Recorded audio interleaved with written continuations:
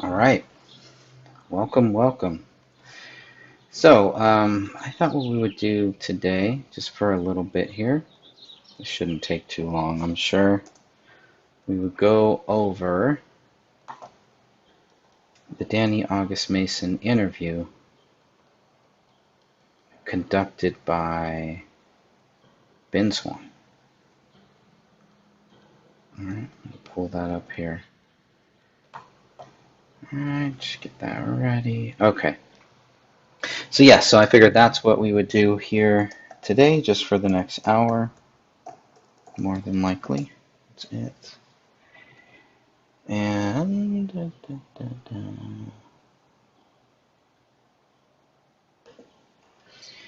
But before we get there, I do want to say thank you and give a special mention here to my good friend Steven Sanzeri. Sent me his book, Ultimate Prey, the true story behind the Yosemite sightseer murders. This is a great book. You can notice this one is very new, has never really been touched. My copy with notes and everything has been touched, has been used and cited and everything. So this guy, love this guy here. Thank you, Stephen. I appreciate that. He sent me a copy of his book. It's autographed, by the way. This is an autographed book, in case I didn't make that clear. But this is definitely, and I love reading books, but this is definitely one of my favorite books that I've ever read here. And who knows, maybe I'll read it an eighth time. And I still have so many questions, still so much that I feel like Stephen and I have not really gone over. I know he and Crip Rick have gone over a lot of things during their shows, but I still feel like there's a lot that I want to cover.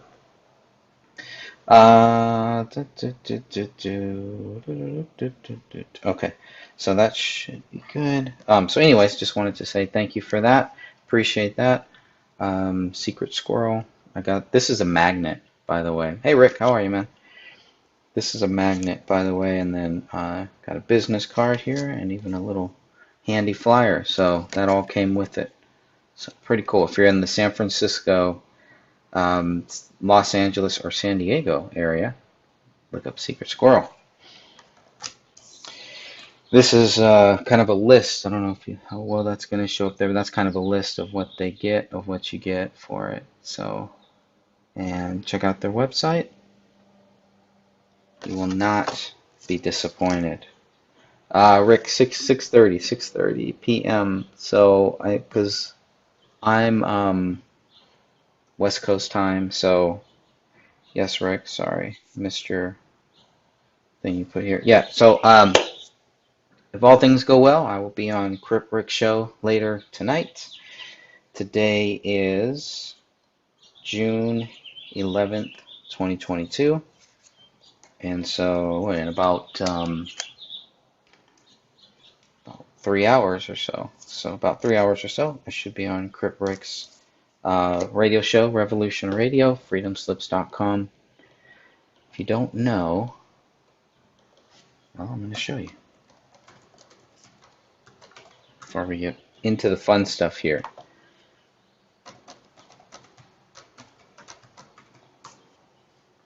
That'll be fun. We'll just be talking about music, nothing related to the Crowley. Okay, yeah, talking music, like talking music. Yes, we will be talking music, just music only. Okay. Do a show on David Crowley's music. I'm just kidding. Just kidding. We're obviously going to talk about Phil Collins and how great Phil Collins is, and how both Rick and I, growing up, it's very strange because he grew up as a Phil Collins fan, and I did too. So it's really cool. That's what we're going to be talking about tonight. So let me screen share this. Crip Rick is probably screaming into into the camera right now. Let me go here. So for all of you that don't know, now you know. Let's see. Everybody can see this? Oh, good.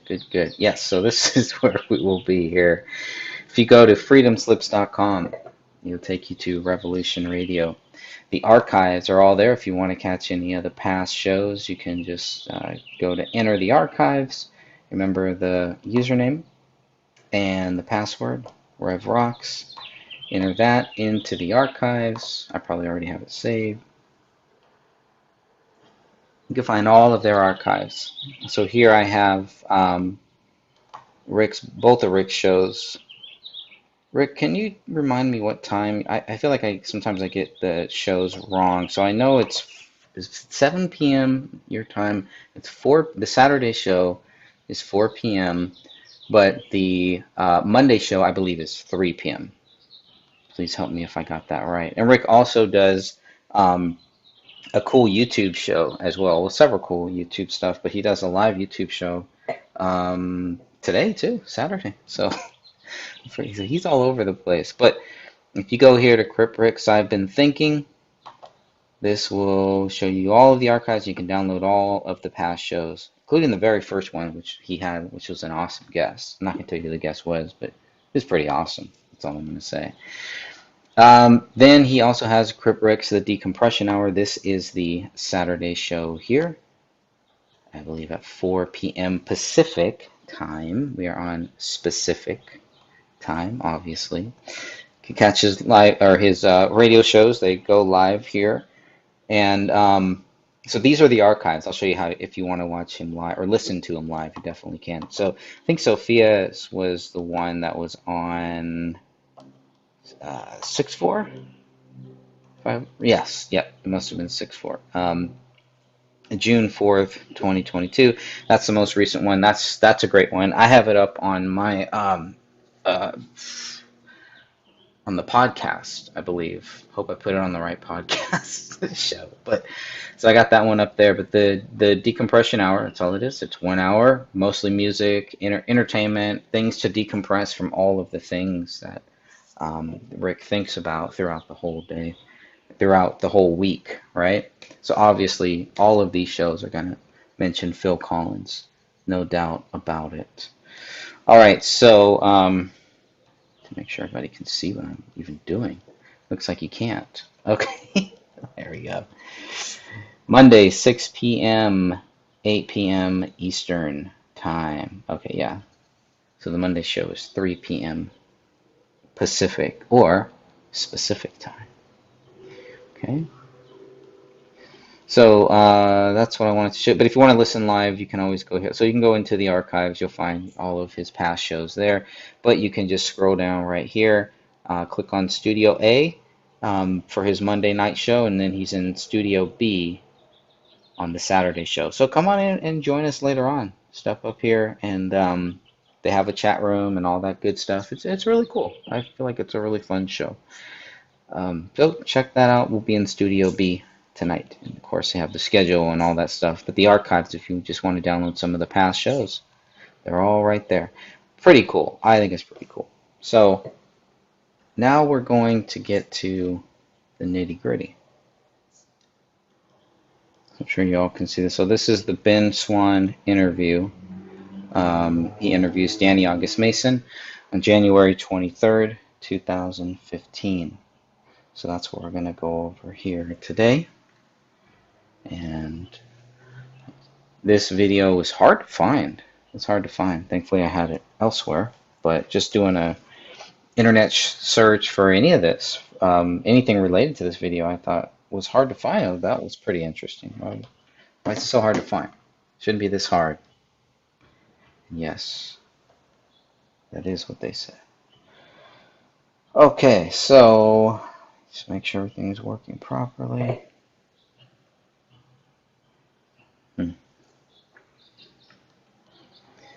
Okay, so that's what we're going to talk about here. But before we get there,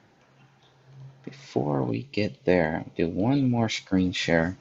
Got to show you this. This kind of sets the scene, sets the mood, whatever you want to say. And if anybody does want to jump in here and join me, let me know. Send me a chat, private chat, comment in the chat. And, I will send you the link to join here.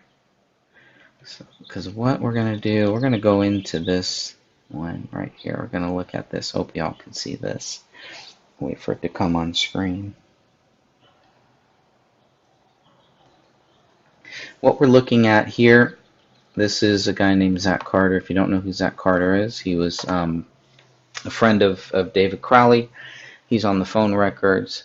Mike Boggio, I believe, when Mike Boggio, during Dan Hannan's interview with Mike Boggio, the president of Michael Entertainment Group, which is the company that was working with David to make to make Gray State into a TV series. First, it was going to be some type of a feature-length film, and then they decided it would work well as a TV series, since there were the Sons of Anarchy show was just ending, so they thought that it would be a good kind of fill-in. Now that that show is gone, there will be this void left that people will be looking for something. So it kind of tells you what they were thinking. Sons of Anarchy, I've never seen it, so I don't know. It seems raunchy to me. It seems very dirty to me, and just not into that stuff. But it seems like it was going to be kind of in those lines, or at least they were trying to take that time slot. So obviously, when they pitched it, if they were to pitch it, if they would have ever gotten to the point where they could have pitched it to FX, I think A&E is kind of involved in some of this too. I think they were pitching it to them, but whatever it was, to fill that time slot, obviously that gives me a little indication of kind of where they wanted to go. In all of David's writings and everything, I haven't seen any treatment for this TV series. So once David Crowley decides to make Gray State, and once MEG, Michael Entertainment Group, decides to make Gray State into a TV series, and they want David's supposed to go write this treatment. It's not in the journals. He doesn't really talk about it much. I don't know if I think he does have a Facebook post where he does mention it would be better as a TV series. So at that point, there is mention of it, but where is this treatment? There should be a treatment or something on this TV series when David is turning this into a TV series. And we just don't see that, right? We don't really see that. So that's pretty interesting. But what we do see is there was a go beat between that was helping David and helping David kind of with the Michael Entertainment Group and all that. So they had a mutual friend. I believe Zach Carter was this mutual friend that they're talking about. We'll go into that later. But this is what Zach Carter put on the Ron Paul forum. It was a forum, old school forums. He put this, and it's still up there. We can go and this is on the ronpaulforums.com, and it's still up there. I backed it up in case all of a sudden it gets taken down. But on January 23rd, 2015, so just days after the bodies are found, the Gray State Goons are in this cover-up mode. They're in this thing where they're just like, they don't want anybody even thinking elsewhere. It was David, that's it. They're trying to cover up any other questions, trying to get you to shy away from any other areas, from looking at any other possibilities. The same people that would try to rip you if you would think that, well, maybe there was some other issues, right? Maybe there was something else that happened here. Maybe it wasn't David who did this. And they would just completely get frustrated and get angry. Sometimes I feel like get violent, get condescending, whatever you want to call it. Very narcissistic people in some of these cases, making it about them. Well, this is going to hurt them. If we start questioning it, even though a lot of David's projects and a lot of this stuff is built on that. A lot of these guys who are part of these quote unquote truth media and all that stuff, it's built on that. It was built on asking questions that the official theory, the official stories, did not even bother to think about. And here they're pretty much it's the pot calling the kettle black, I guess. It's a very hypocritical thing that a lot of these guys were doing at that time. And it raised so many questions. So many questions, because it's like, why don't you guys just let the facts just speak for themselves? Why are you so desperate to try to get people to think a certain way? To try to make sure that people do not look in a certain way? do not look at a certain possibility in certain areas. It was very interesting, very suspect. I found it very, very suspect. Some of these actions done by some of these Gray State goons that contacted me, and then later wanted to play this victim, like we're going after them and attacking them. And they're the ones who are contacting us and trying to steer the narrative to what the police say and not question anything. That's the main thing. If you look at these guys when David was there, listen to them talk. Listen to what they're talking about. And then David Crowley dies, their friend dies, and they're all silent, and they completely do a 180 flip, flopping like a fish here, a fish out of water. Maybe that's what they are. Maybe they're scared of something. But that just shows their true colors. When push comes to shove, they're not willing to stand up for their friend. They're not willing to stand up for the truth, to stand up for whatever happened, to at least respect people's right to ask questions. They just want to play games. They just want to try to trick people. When they've been spending years telling us they're all about truth and anti-government, government is doing this, blah blah blah, and then here we have something very simple, a slam dunk case in their backyard, and what do? They run like cowards. They stay silent because it may hurt them. It may affect them. It's not about getting to the truth for them. It's about their credibility. And that's why they had to go after mine so much. It didn't work. It's not going to work because I'm not credible. My credibility means nothing to me, as we all know. And just whatever, here's the evidence, here's the facts, here are the documents, here are the journals, here's everything that we've been given, that we know that the public has been given. Here it all is. And there's nothing there that is going to prove David Crowley guilty. That's why the focus has never been on that.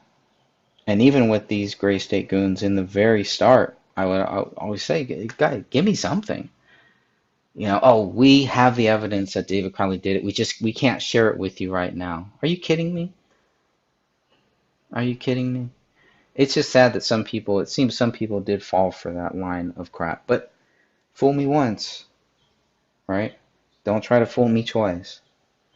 So if anybody does want to jump in and join in here, I'll be live for maybe. Well, we're going to play. I haven't even gotten to the video yet. I'm still rambling on about this, but we are live here today.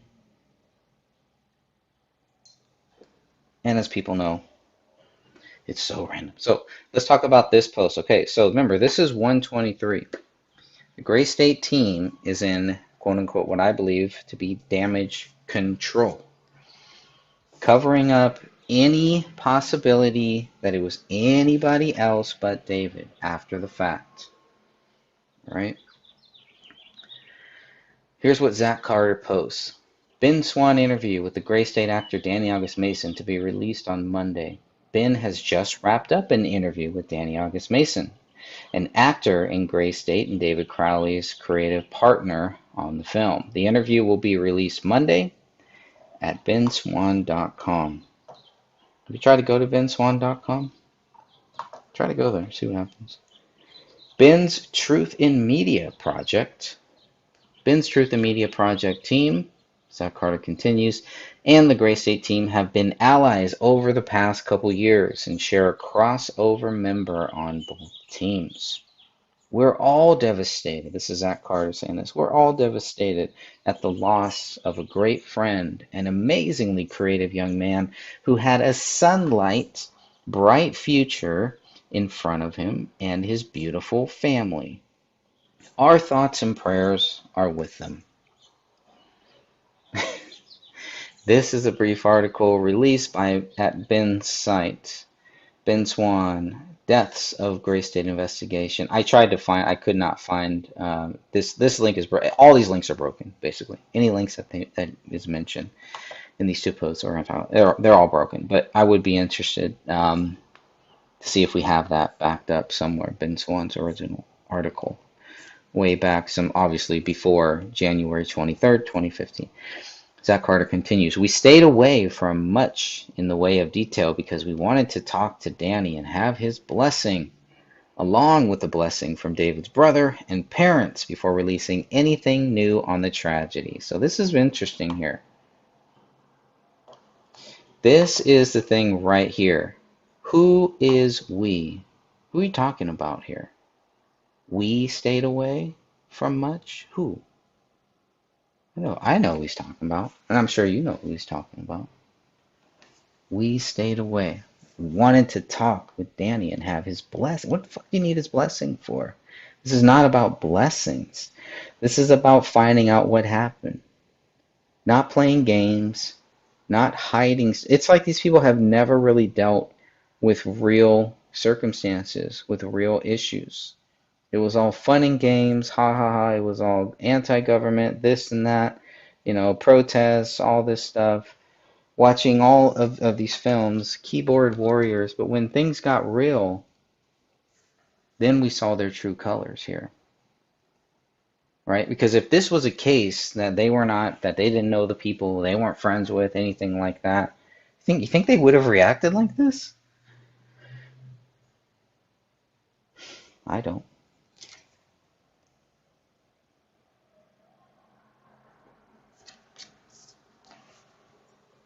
It's interesting. That's what happens. In times of trial and in times where things get tough and the going gets rough, this is when you see the true colors of people. This is what I saw back in January of 2015. I saw a lot of true colors come out in people. A lot of people. A lot of people that David surrounded himself with.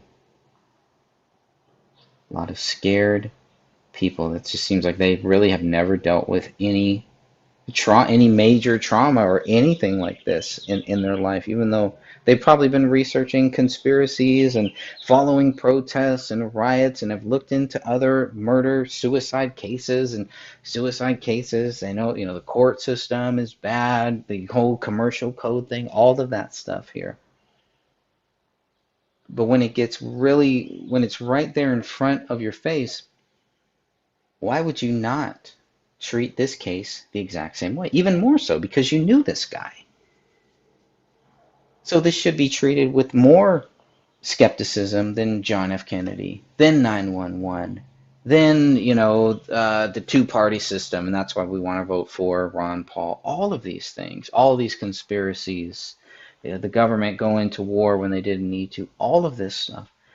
And the way that they treat all of those cases, they don't treat it the same for David Crowley? Does that make sense to you? It doesn't make sense to me. All right, so if you have there is a video out there where Danny August Mason is dressed up as John Wank, which is the main character in the 2012 trailer and in the early version of the 2013 script. Danny August Mason's character in the Grace 8 trailer, just think of that. And there's that same character who is doing this 2-minute video, kind of like a promo for Ben Swann. So when they're talking about they have a mutual friend and everything like that, I mean, it gets, well, I'm not going to jump too far ahead, but it gets kind of weird here. So, anyways, we're devastated at the loss of a great friend, and so it's not like it's worded. This part here to me is worded so interesting. It's just so textbook. It's like they want to make sure people know, hey, we're not saying there was foul play here, and then it gets even worse. A lot of these people just go silent and just don't talk because that would hurt their credibility in some of these circles of people that are like, well, wait a minute, why aren't we looking into this, guys? We look into all this other stuff. We talk about all these other the Boston bombing that didn't happen the way that they tell us it was. All these other shootings, things like that, Waco, whatever. But this one is fine. There's nothing here. It's like they rolled it out to you on a red carpet, and you guys just dropped the ball. Completely dropped the ball on this case of your friend, of your alleged friend. So, but it's pretty interesting. He said we stayed away from much of this because we wanted to talk to Danny. Why do you, what do you need to talk to Danny for? You need to get Danny's permission? Is Danny your daddy? Big Daddy Danny? What's going on here? And have his blessing. Is he a priest? Is he a pope? What do you need his blessing for? Is he the new Freemason third degree priest to the fourth extent? Well, I don't know. I don't understand it. And at the very end, and we also, and David's brother and parents. Before releasing, what do you have to release? What news do you have to release? The only news that they released at any point in time is, yep, what the police said is right. Big news. We got that from the media. What do you need to tell us what this news is? You want to create this thing where it's, well, all sides are saying the same thing. David did it. That's what they want. They want you to think all the rational people in the quote unquote truth circles and all of that stuff. They all know David did it too. Are you kidding me? But in the end, all you need is evidence. All you need is the facts. And this is why I knew that from day one, we would destroy these people. They would be utterly destroyed. Okay? And I say we would destroy, but really they destroyed themselves because they had a choice. They had a choice to actually look into this case or to tuck their tail between their legs, go dark, and go silent and never talk about it ever again. Except when it fits your needs, when it suits you. Oh, such a tragedy, such a tragedy. The tragedy here is that you have these people who claim to be close with David, and they don't give a crap about him. If they did, they'd be right here with us saying, okay, there's something wrong here. The police come up with no evidence to prove David Crowley guilty, and we're just supposed to act like David Crowley is guilty. Really, guys? These guys know better. And then it's like, what were you guys in this for then? Right? You have a slam dunk case dropped off on your porch, and you ignore it, you run from it, you hide from it, you don't investigate it. Why would anybody take these guys seriously after that? I wouldn't. Now, here's the kicker. We ask that if anyone has any questions about what happened to David and his family, rather than speculating, that you point them to this interview that we're soon releasing. Okay? So, and he doesn't leave the link in the 23rd post. In the 27th post, it is there. But in this 23rd post, it's not there. But this is interesting. This is all like it's scripted shit. We ask that if anybody has any questions, they are directing the question. If you have questions, hey, come to us. Come to us. That's it. Don't even say come. They don't even say come to the police. Hey, we also think what the police did is great. They don't say any of that. Come to them. Come to me, Hail Mary. Run with me. Quick seed. What do we have here now? Do you want to ride or die? La la la la la. Something like that. And so, but here's the interesting thing where they say rather than speculating, and that's all they do is speculate. That's all they do. The reason why we're not speculating when it comes to the main thing, we can speculate on different things, but there's no speculation when it comes to the fact that David is innocent, that there is no evidence to prove David Crowley did this. That is a fact. That's not speculation. In my view, from my view, right? People could think differently. Maybe they think it is speculation, whatever. To me, it's not. It's not speculation to say that David did not do this based on the evidence and the facts, right? And that's how I feel right now because from what I've been told, we've gotten all of the information, we've gotten all of the data that the public needs to come to a rational conclusion that David did this. We've looked at the data. We've gotten data that we obviously weren't supposed to even get either. That was given to other people, given to Tony Floyd. Who knows who else? I don't know.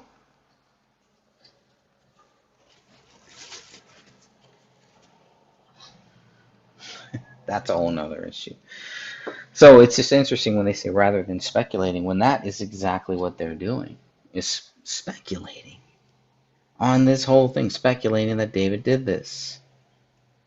When they should be saying, what this should be is we're going to find out what the truth is. So maybe that's what they thought was going to happen from Danny August Mason's interview. Maybe they didn't really know David. That maybe they had too much faith, too much stock in these people that they did not know. Maybe this woke up a lot of people and they're like, I'm not hanging around that guy. What if I get accused of a double murder suicide? They're just gonna do a thoughts and prayers video and that's it. So each person is different. So the title of that article, Ben Swann interview with the Gray State actor Danny August Mason to be released on Monday. So this makes me think this was filmed on the 23rd, January 23rd, 2015, and then based on the next post from January 27th, this by Zach Carter, this makes me think this was released, obviously, on that day, January 27th, 2015. If we look up a calendar, it's probably going to be a Monday. So there you go.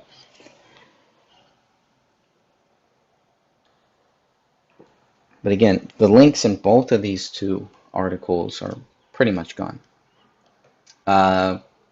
Title of Zach's post in the Ron Paul forums.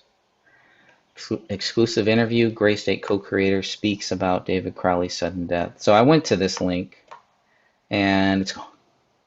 It's gone. Video does not exist anymore. They don't even stand by what they're doing. Why erase the video? And that's not on them. That's on Ben Swann. And maybe his channel got nuked for other reasons. I don't know.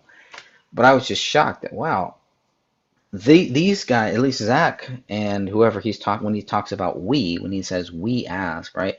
Whoever he's representing, this we, this brand of we, they are pretty much, saying this is going to, if anyone has any questions, instead of speculating, that you point them to the interview that we're releasing soon. Again, we're releasing soon.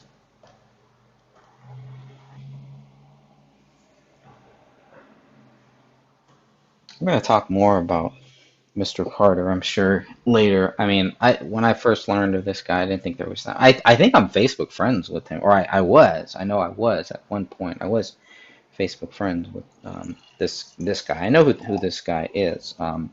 Posted some great stuff back in the day, before all this happened. Um, and then I don't know what the heck happened here, but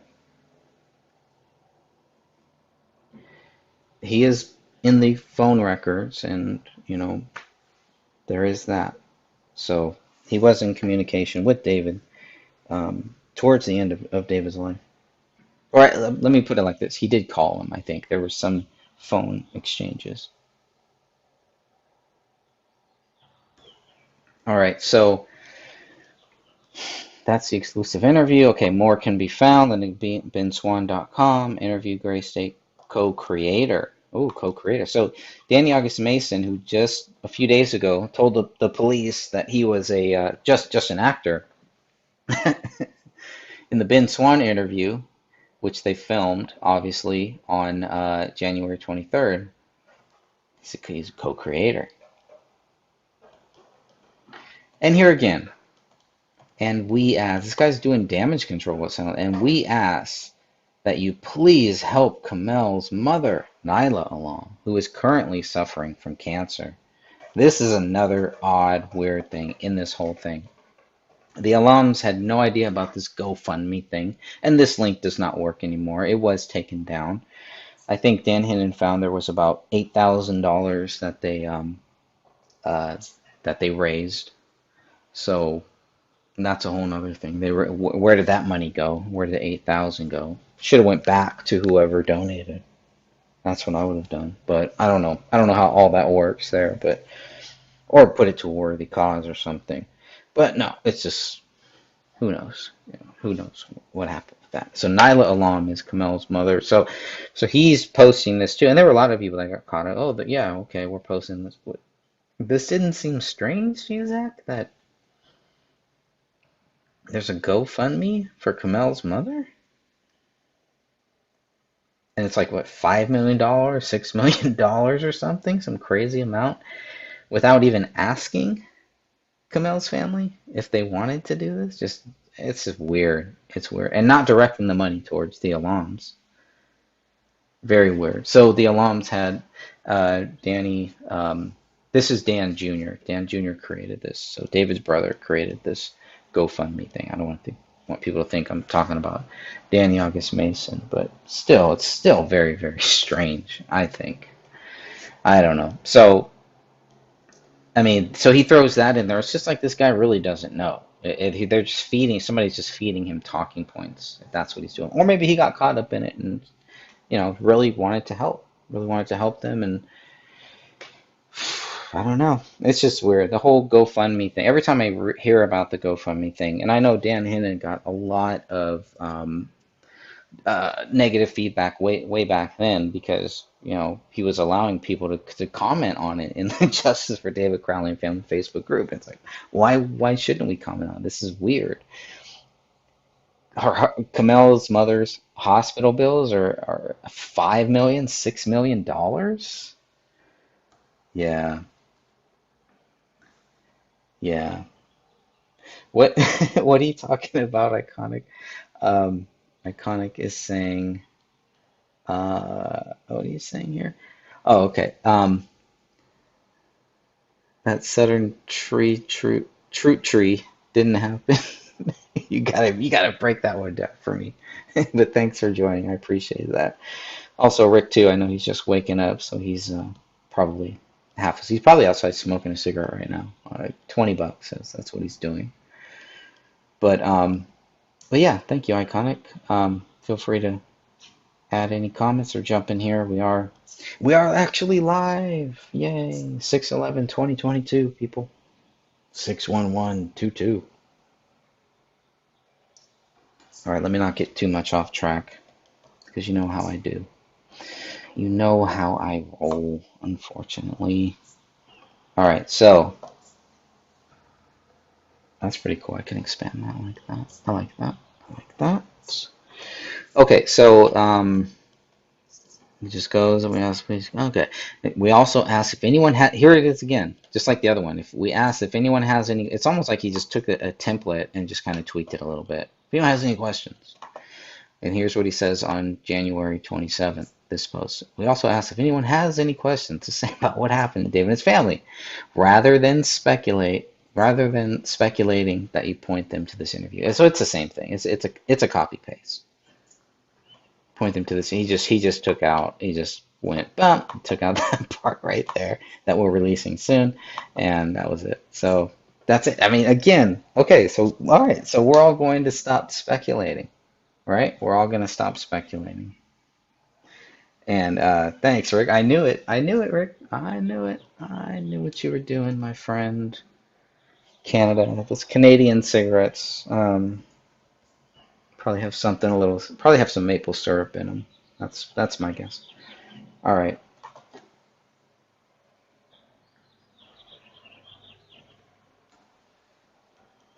Let's get into this. We're ready for the interview. So here's the interview. This was released 1/27/2015, right? Or 1/26 maybe. Anyone has any questions? Yeah, rather than spec. So that's a key word. Remember that. Remember that phrase when he says rather than speculating. Rather than speculating, he's going to give you. Danny August Mason's interview is just point them here. Point them to this interview. Point them to the interview, guys. That's all. Maple syrup. That's right. All right. So, all right. Well, you pointed us to the interview. Fair enough. Let's watch this interview. Let's see how far I can get. Because I'm already got 47 minutes here. I don't know. Okay. This is like a 30-minute interview, and like I said, I could not find it. Thankfully, I found it somewhere, but it was not easy to find. If you just put in Ben Swann, Danny August Mason, boom, it used to come right up. Not the case anymore. This is 37 minutes. All right. Well, we'll see. See how far we can get. This is supposed to be an hour thing. I can already tell that's not going to happen. I'm going to give this a dislike here. I just put this up because I couldn't find it, and it needs to be out there. It's backed up offline, so we have it if anybody wants to just watch this. The Michael Boggio interview, the MEG Michael Entertainment interview that Dan Hannon did with Mike Boggio. I thought I had that by itself on this channel and on my other channels, and it's not there. So I'm going to add it. I'm going to make sure people have it. I'm going to add it to the podcast. If it's not in the podcast, I'm like, what the heck? Why have I not been adding this one too? So anyways, enough of my ranting for now. We are going to, let's look at the Ben Swann interview, 123:15. Well, guys, I'm glad you're with me for this week's episode, and I got to tell you, it is a very heavy one. Very sad story to be talking about here. David Crowley is a name that many people don't necessarily know. He certainly wasn't a household name, but he was an absolutely inspirational person in the liberty movement. David is the creator, the writer, the director, the force behind a movie project called Gray State. Since last night's declaration of martial law, soldiers are moving into secure key areas. Response to UN President's Minneapolis.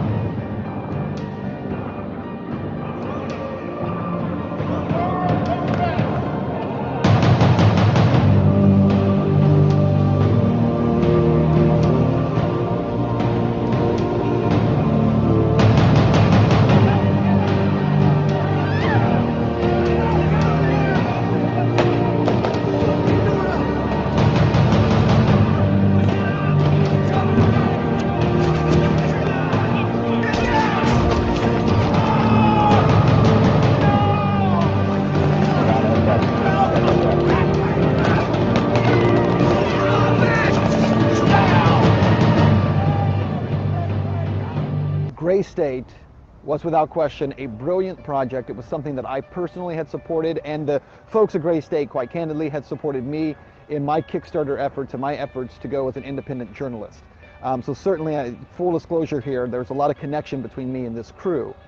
David Crowley was the guy who put all of Gray State together, and this past weekend, tragically and very sadly, David was found dead inside of his home along with his wife and his daughter. Police investigators originally on the scene ruled it a murder-suicide. Joining me now to talk about this is Danny Mason. Danny is an actor. He is part of the Gray State But that's what I wanted to say. Sorry. His wife and his daughter. Police investigators originally on the scene ruled it a murder-suicide. That's what I wanted to talk about. Police investigators originally on the scene ruled it a murder-suicide. Okay, now we know Catherine has talked about within four hours, there's a police officer saying this is a suspected murder-suicide. At least within 24 hours. The first press release is within 24 hours, and these are called suspicious deaths, right? So that was the very first press release, but within 24 hours, the police are saying that this is a double murder suicide and the public is not in any danger. Within 24 hours, they don't have, let's think about that. So that's what you would want to know. Within 24 hours, the police that were on the scene, what could they have seen in those 24 hours that would lead them to think that David Crowley did this, that this was a double murder suicide? Let's look at what they did not have. They did not have the DNA results. They did not have the handwriting results, the ballistic results. They didn't have the actual autopsies. They didn't have David's phone, their phone records, their financial records, any of that. They haven't gone through, his posts. They haven't found a suicide note. They haven't found anything like that within 24 hours. But within 24 hours, they're already saying David did this. So it all comes back to what could they have possibly found? And we know what they've missed. I just mentioned some of the things that they missed. The other two things that they missed was two very important bullets. They left the house on January 17th, the day the bodies were found. They left the house, let's even say January 18th, okay? They left the house early that morning without very two important bullets. They left the house with 4 spent rounds. 4 spent rounds. One, including the one that goes into the basement, and including a bullet fragment, which I don't believe is, that I don't know. We can, maybe that's a fragment of one of those spent rounds. Maybe it's a fragment of, maybe it's not a fragment of those spent rounds that they found. But they didn't find 57. Item 57 is the bullet that went in to the attic. Correct. You're right. They didn't find item 57 until 1 month later. And then there's item 53 that they found 2 days after the bodies were taken from this home. So those are all the things that they didn't find. So it's always about, what did you guys find? And according to Zach Carter, this is, if anyone has any questions, this is good. Let's direct them here. He doesn't even say, hey, Danny's going to answer all. Don't worry about it. We know what happened. It was sad. It's tragic. Thoughts and prayers. But here's why David is guilty. You get everything. You get the thoughts and prayers. It's tragic. You get the fake emotions, the rush to judgment, the speculation. You get all of that here, even though Zach is asking us not to speculate. That's all you get here. That's all you get. Iconic Meerkat says probably the jacket of the bullet. Yeah, so the bullet fragment, which I think is item 31, that bullet fragment that is found in the living room, maybe that's exactly what it is the jacket of the bullet. So would that be the jacket of the bullet that goes into the basement? I think it's in the same area too. So that one makes sense because it doesn't hit any bodies. It hits that hardwood floor. So could the hardwood floor have knocked out that jacket or whatever? I don't know. I really don't know. And because it's not shell casings either, which is what it kind of looks like. Item 31. Maybe it's, think, oh, it's a shell casing. But if it's a shell casing, it's not, that would really, that would lead down a whole nother area. So let me not get too far off on that. But you're totally right. It's like, I don't know. We just know these are all the things that they missed. So we all come back to, okay, what did you guys have in those 24 hours? Because if you're going to make that speculation, if you're going to speculate that David is guilty within 24 hours, all right, then what? Then you spend months and months to try to find the evidence of your speculation, of your theory, of your, quote, double murder suicide. So what do you find in those months? And we know what they find to prove David guilty. It's nothing. It's all about nothing. Seinfeld, George Costanza. It's about nothing. Let's go on. Joining me now to talk about this is Danny Mason. Danny is an actor. He is part of the Gray State Project. He is also a creative partner in the project and a friend of David Crowley. And Danny, I'm glad that you're here with us. Talk about this is Danny Mason. Danny is an actor. He is part of the Gray State Project. He's an actor. It's the first thing he says. He's an actor. He's part of the Gray State Project. And Dan, okay, yeah. He's also a creative partner in the project and a creative partner. A creative partner.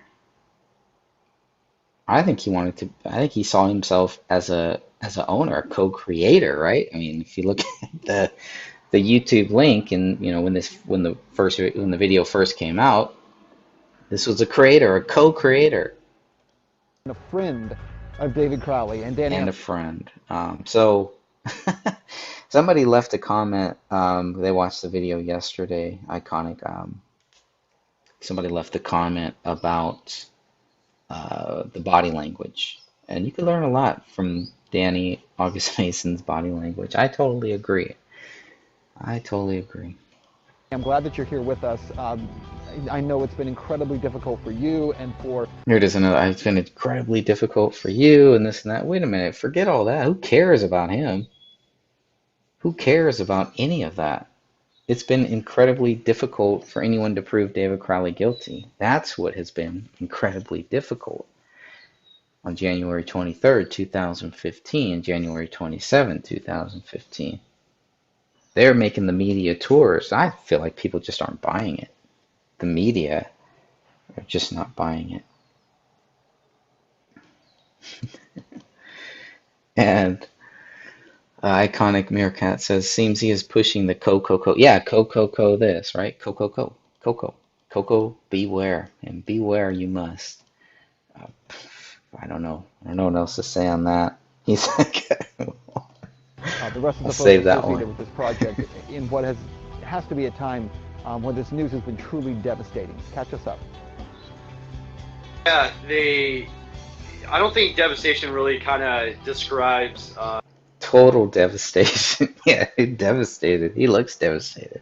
He looks like he just woke up out of a haze, gray haze. The feeling that we have of what kind of transpired with David and his family. The feeling that we have of what kind of transpired with David and his family. Again, dancing around words.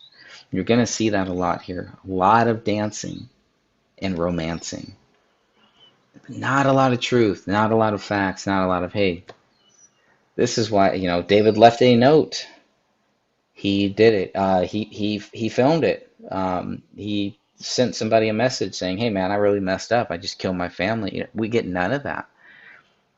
There's no indication for these guys to go out there and do a tour, a media tour, saying that David Crowley is guilty. They're always very clear to make sure that people understand that part of it. Very clear. It's very interesting. And again, this is early. This is very early on. What do they really have by January 23rd? When we got the news on Sunday afternoon, we almost, me and a group of friends, I got the phone call from one of my dear friends, Adam, and we were just in. He's talking about Adam Schambauer right there. So he got the call from Adam Schambauer. Adam Schambauer, I believe, is one of the last people to try to contact David Crowley too. And I think he contacted him after his death. If Sophia was here, I'm sure she'd pull up her records and set me straight on that. But she's done a lot of great research on the phone records, which I have not. And also William Rail, and I think Catherine too. And I know Dan Hinnon, and there were several others who have really dug into those phone records. And thank you all for that. In shock and disbelief. Because it makes it easy for me to go and like check it out, right? Because you give me the sources, you give me the page, you give me the day, you give me the number, you give me all that stuff. Or if I'm not lazy and I want to look into it for myself, I can. About what actually transpired. It wasn't until probably yesterday. What actually transpired? When everything really kind of started sinking in. So that would have been 122. At 122, everything is sinking in. On January 22nd, 2015, for this guy, everything is sinking in. About what's really happened, because at that time it turned into. So they know what really happened. By January 22nd, from what they're saying, they know what really happened. It's all good. Got it. Covered. Done. Magnifique. To almost containing fires with how the media starts spinning David's image. So it's not about spinning David's death, it's spinning David's image. When they should be focused on, well, why would they? It makes no sense. His image and his death. So it's okay to say David Crowley killed a 5-year-old child, killed his wife, and then shot himself, as any coward would do. That's okay. But don't spin his image. It makes absolutely no sense to me there. The contradiction just right there is very, very baffling. I don't get it. On the press on it as being kind of a gun enthusiast, right-wing. Gun enthusiast, right-wing. Also note, I just want to let everybody know, for people who have not seen this, obviously when this first came out, this was a big topic, but if you have not seen this video, Count the times, how many times Danny August Mason uses the phrase on it. All right. I'm not saying do a drinking game while you're sitting at home and not driving and just sitting there and every time he says on it, take a little sip. I'm not saying that, but I'm just saying um, count the times that he says on it during this. Fanatic conspiracy theorists. So a fanatic conspiracy theorist, blah blah blah. They're more focused on that. They're more focused on the image of David Crowley because the image of David Crowley affects them so much. It affects everything that they do, that they will do, all of their future plans.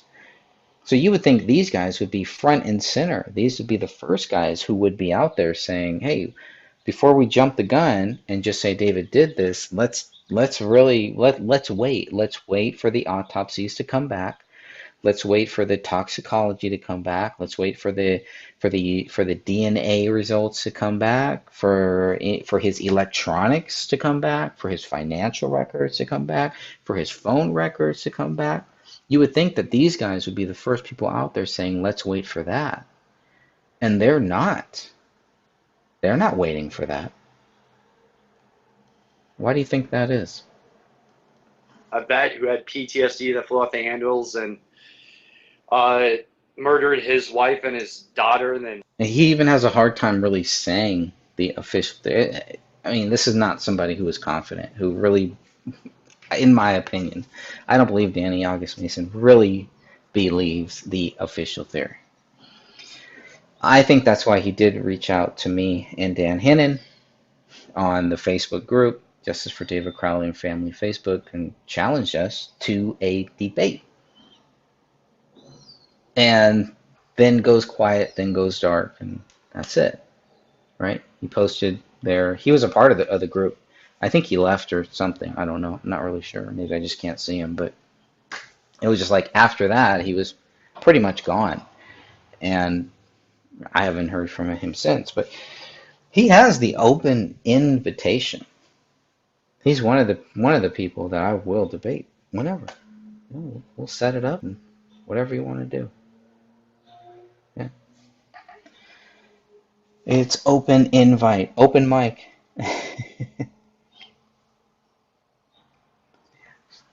Oh, that's interesting. So yet he says he last spoke to David 2 months after than he actually did. Oh, 2 months earlier. Sorry. Okay. He last spoke to David 2 months earlier than he actually did. Is what you meant to say. I got it. Okay.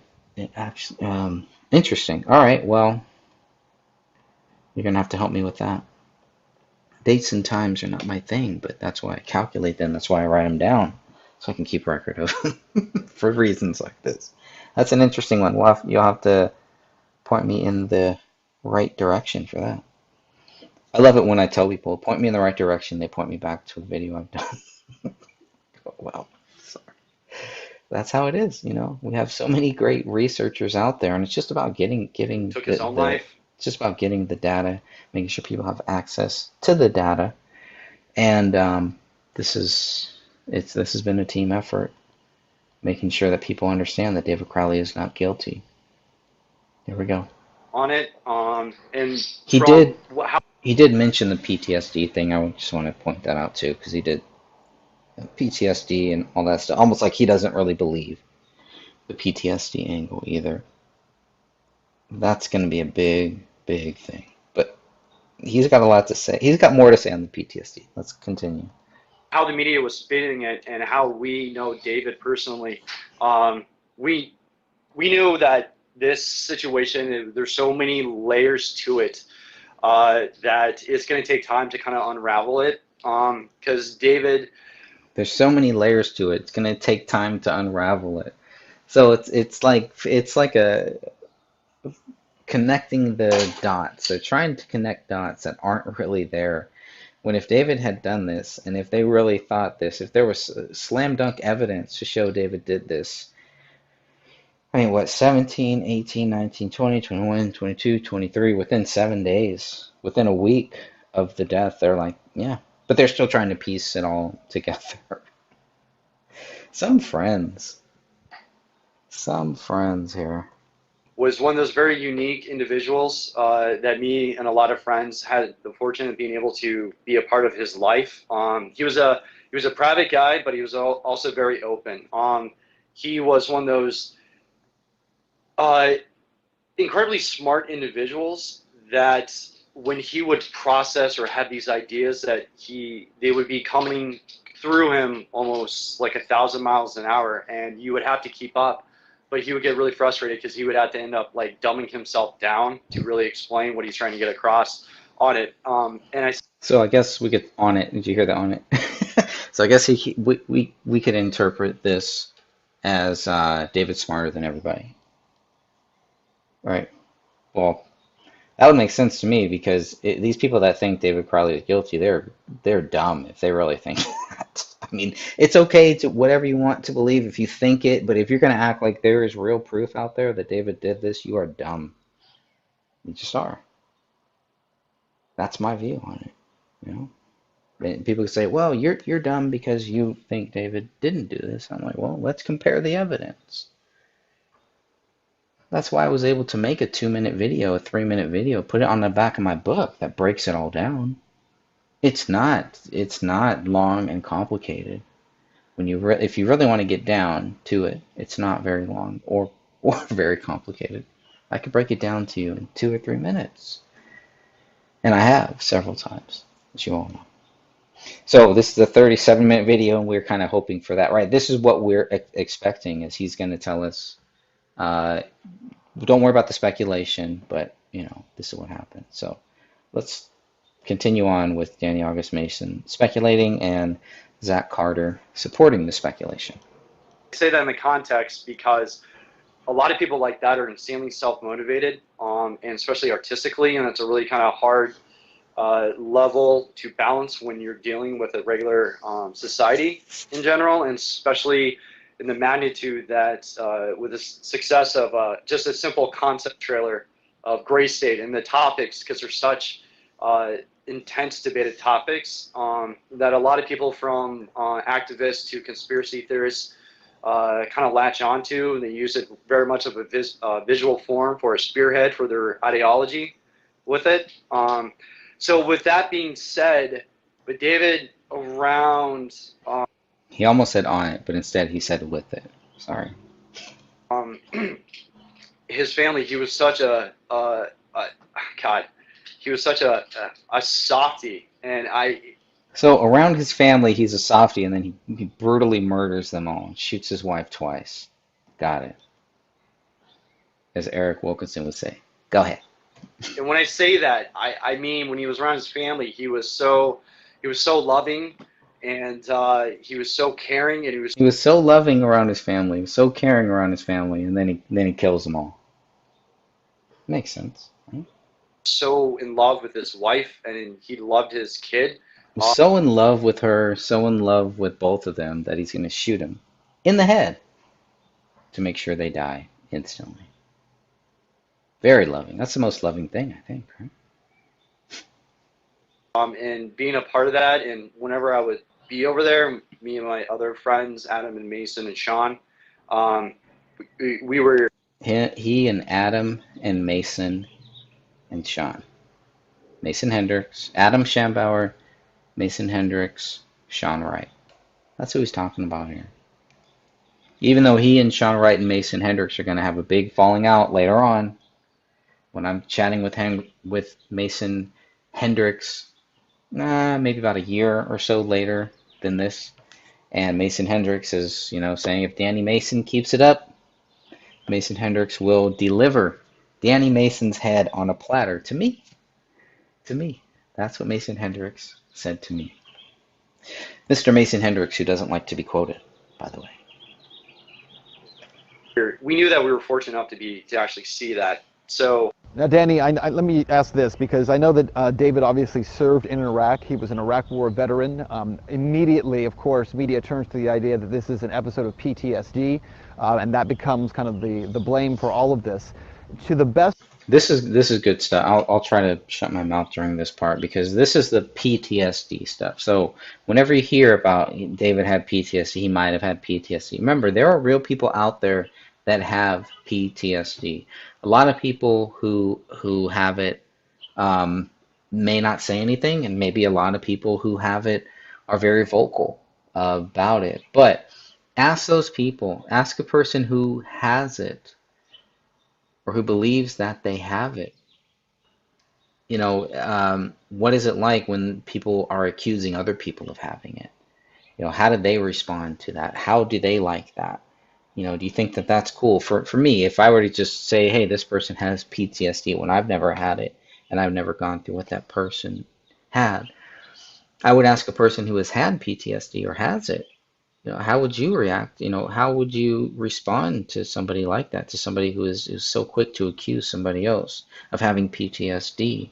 Or even, it just seems like, I guess what I'm really trying to say is there are people out there who really have PTSD, and we should not just label PTSD because we want to label them like that, to think that they're crazy or to think that, well, this is to justify their actions or to justify anything.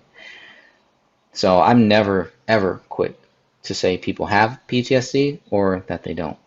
Okay? If they say it, if they joke about it, like David did in his journal, then that's on them, right? But I'm not going to say, well, I'm not going to associate that with what they did or what they didn't do. But I will tell you this, most PTSD cases that I've looked into myself, maybe there's others that are different, but they usually kill themselves. They don't really necessarily kill everybody. And a lot of this stuff, to me, I would ask somebody with PTSD, does this line up? Does this murder, what they say, happen here? Look at the crime scenes. Look at what happened. Look at all this stuff. Look at the crime photos, I guess. Does it line up with PTSD? That's what I would basically ask and see. And if it doesn't, then, have to go with that. Yeah, here comes the PTSD excuse. All right, let's continue. Best of your knowledge, and I know it's difficult to speculate on this, but to the best of your knowledge, had David exhibited any symptoms or signs of PTSD in the years that you've known him? Nothing that would, I guess, constructively fit the bill for diagnosis of PTSD. Not in the form of David, and that could have been masked with his creativity on it. Hindsight's always 20/20, and especially in a moment like this. And I think to label that right away that this was the sole cause of it, I don't personally. I know that I'm. Just want to pause. This is the sole cause of it. He's not discounting the possibility of PTSD. He's just saying it's not the sole cause, is what it sounds like. He mentioned that he did suffer from some forms of PTSD, and I think that all of us in some shape or form could actually, I guess in some form of diagnosis, have that, obviously more extent than others, but nothing to the extent that immediately, this is, it's black and white, he flipped out and kind of lost his mind. It's just, that's kind of the problem right there, because what he says right there is exactly what they will say later. That's what the police will say, is that David Crowley flipped out and did this and killed him. That's what he's going to say later on. Very interesting. That diagnosis to explain the tragic events just doesn't fit with it. There's much more stuff that I guess we can only assume leading up to it, to the tragic event. And like I said, that's going to take time because we're getting little bits here, little bits there from other people that he communicated with. That's beginning to kind of allow us to get the bigger picture of what actually transpired. When you say little bits, are you able to tell me what some of those little bits are? Yeah, little bits are kind of more communication with David's family on it, and how he was communicating with his family on it, with things going on to it. Because David, when he would go into a very creative mode, he would kind of, I guess, go off the radar for a couple of weeks, and this is very kind of normal for him. And then he would just reemerge with these ideas, this new plan, new direction where you want to take things, or he might even have a completely different idea for a project. He just needed to get out of his head. And so for him to do that, his family was used to that. And me as being a creative partner with him and also a friend and a business associate, that was, you know, familiar with it. It wasn't anything. There wasn't really any kind of red flags that kind of went off that we should be really concerned about. It was just the more lapse of time that was going by and we weren't hearing from him. That's when me, as a collective friend, started getting a little bit more concerned. Something wasn't feeling right with us, and we started reaching out to each other. And it was at a point where we were going to go over to his place, kind of unannounced, just to check in on him and whatnot. But I mean, like I said, hindsight, you can't really predict this sort of thing would have transpired like it did. Yeah. So Danny, you'll have to forgive my ignorance on this. My Yeah. understanding, and I could be a little bit off here, but my understanding is that when people suffer from PTSD, especially veterans when they come back, typically when symptoms of PTSD come up, they seem to cycle somewhat, and there are typically triggers associated with that. Just wondering if anyone had noticed anything that would indicate there was a PTSD trigger that was going off. I know that David was in a pretty exciting place in terms of the Gray State Project, and I don't know how much you can speak to that. I know we're being sensitive to that, but what can you say about that, where he was in this place and where the project was? I'm only going to be able to comment a little bit on things we're getting really excited for him, for the amount of, because I guess he's taken the burden as being such a creative guy. He's also I don't want to say controlling, but his vision is so cut that he likes to have his hands in everything just to make sure he gets it done. So it's his structure is very militant on it. And this could have possibly been years of building up on it. I know one of the biggest things that he had to grapple with, and we discussed many of times kind of when we were creating the universe of Gray State, and like the major themes that we were playing with, was that we had a huge responsibility to present it in a manner that it wouldn't become a tool for some radical person to use it for justification on a tragedy or some point of violence with it. And that weighed heavy on his conscience. I know that, and it does with mine still to this day, and it will continue if in the what will transpire with Gray State. And I know he dabbled with that, and he always never felt comfortable or felt good about the formation of the story that he was trying to tell. It was never good enough. There's always a lot of holes with it. But I know that he felt like he needed to carry the world and that burden on his shoulders, because people, when we started going, when he went to like a Bilderberg rally, and also Hey, Jet, thanks for joining us here. To answer your question, when was this interview originally done? This was most likely done on January 23rd, 2015. The bodies were found on January 17th, 2015. So about 1 week after. Hope that helps. That was my first question, too. When I found this the other day. It's like, when was this first conducted? also the RNC. He became a symbol for hope and inspiration for a lot of people, and that could weigh a lot of pressure on an individual who's not used to being thrust into a public eye right away, or into that kind of statute. So I know that was a lot of things going through his head, and he would wrestle with those themes a lot. But I know he had the ability to channel that fear and those insecurities into his characters of Gray State, with the direction of the script that he felt the most comfortable with on that. And I supported him with it, because the characters that we came up with were a lot of the original ones, but he was going more daring with the subtext and the themes with it, which I supported. I thought it was great.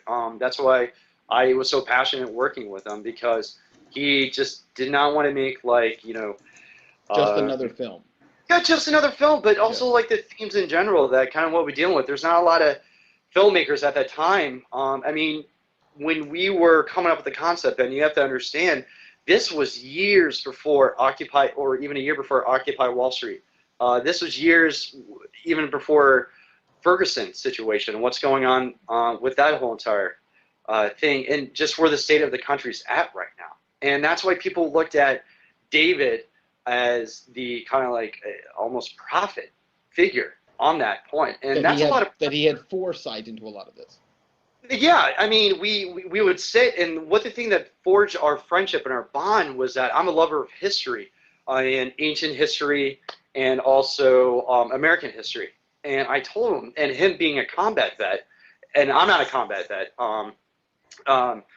we would have discussions about what would actually take place if there would be a second Civil War, a second American Revolution. What would it take place with advances of technology, and also, but on the higher powers, the controlling factors with that, and how would that take place on, with that direction, and that really forged in the beginning process of what the Gray State is. And even then, back then, this is like 4 or 5 years ago, we knew we're playing with something we fully didn't understand. We fully didn't understand when we were shooting it. We fully didn't understand even like a year or two after the release of the trailer. We kind of really got a big glimpse when we went to Boston after it was 3 days after the Boston bombing. We were working with Oath Keepers and shooting some footage for the. This is key here, the Boston bombing thing.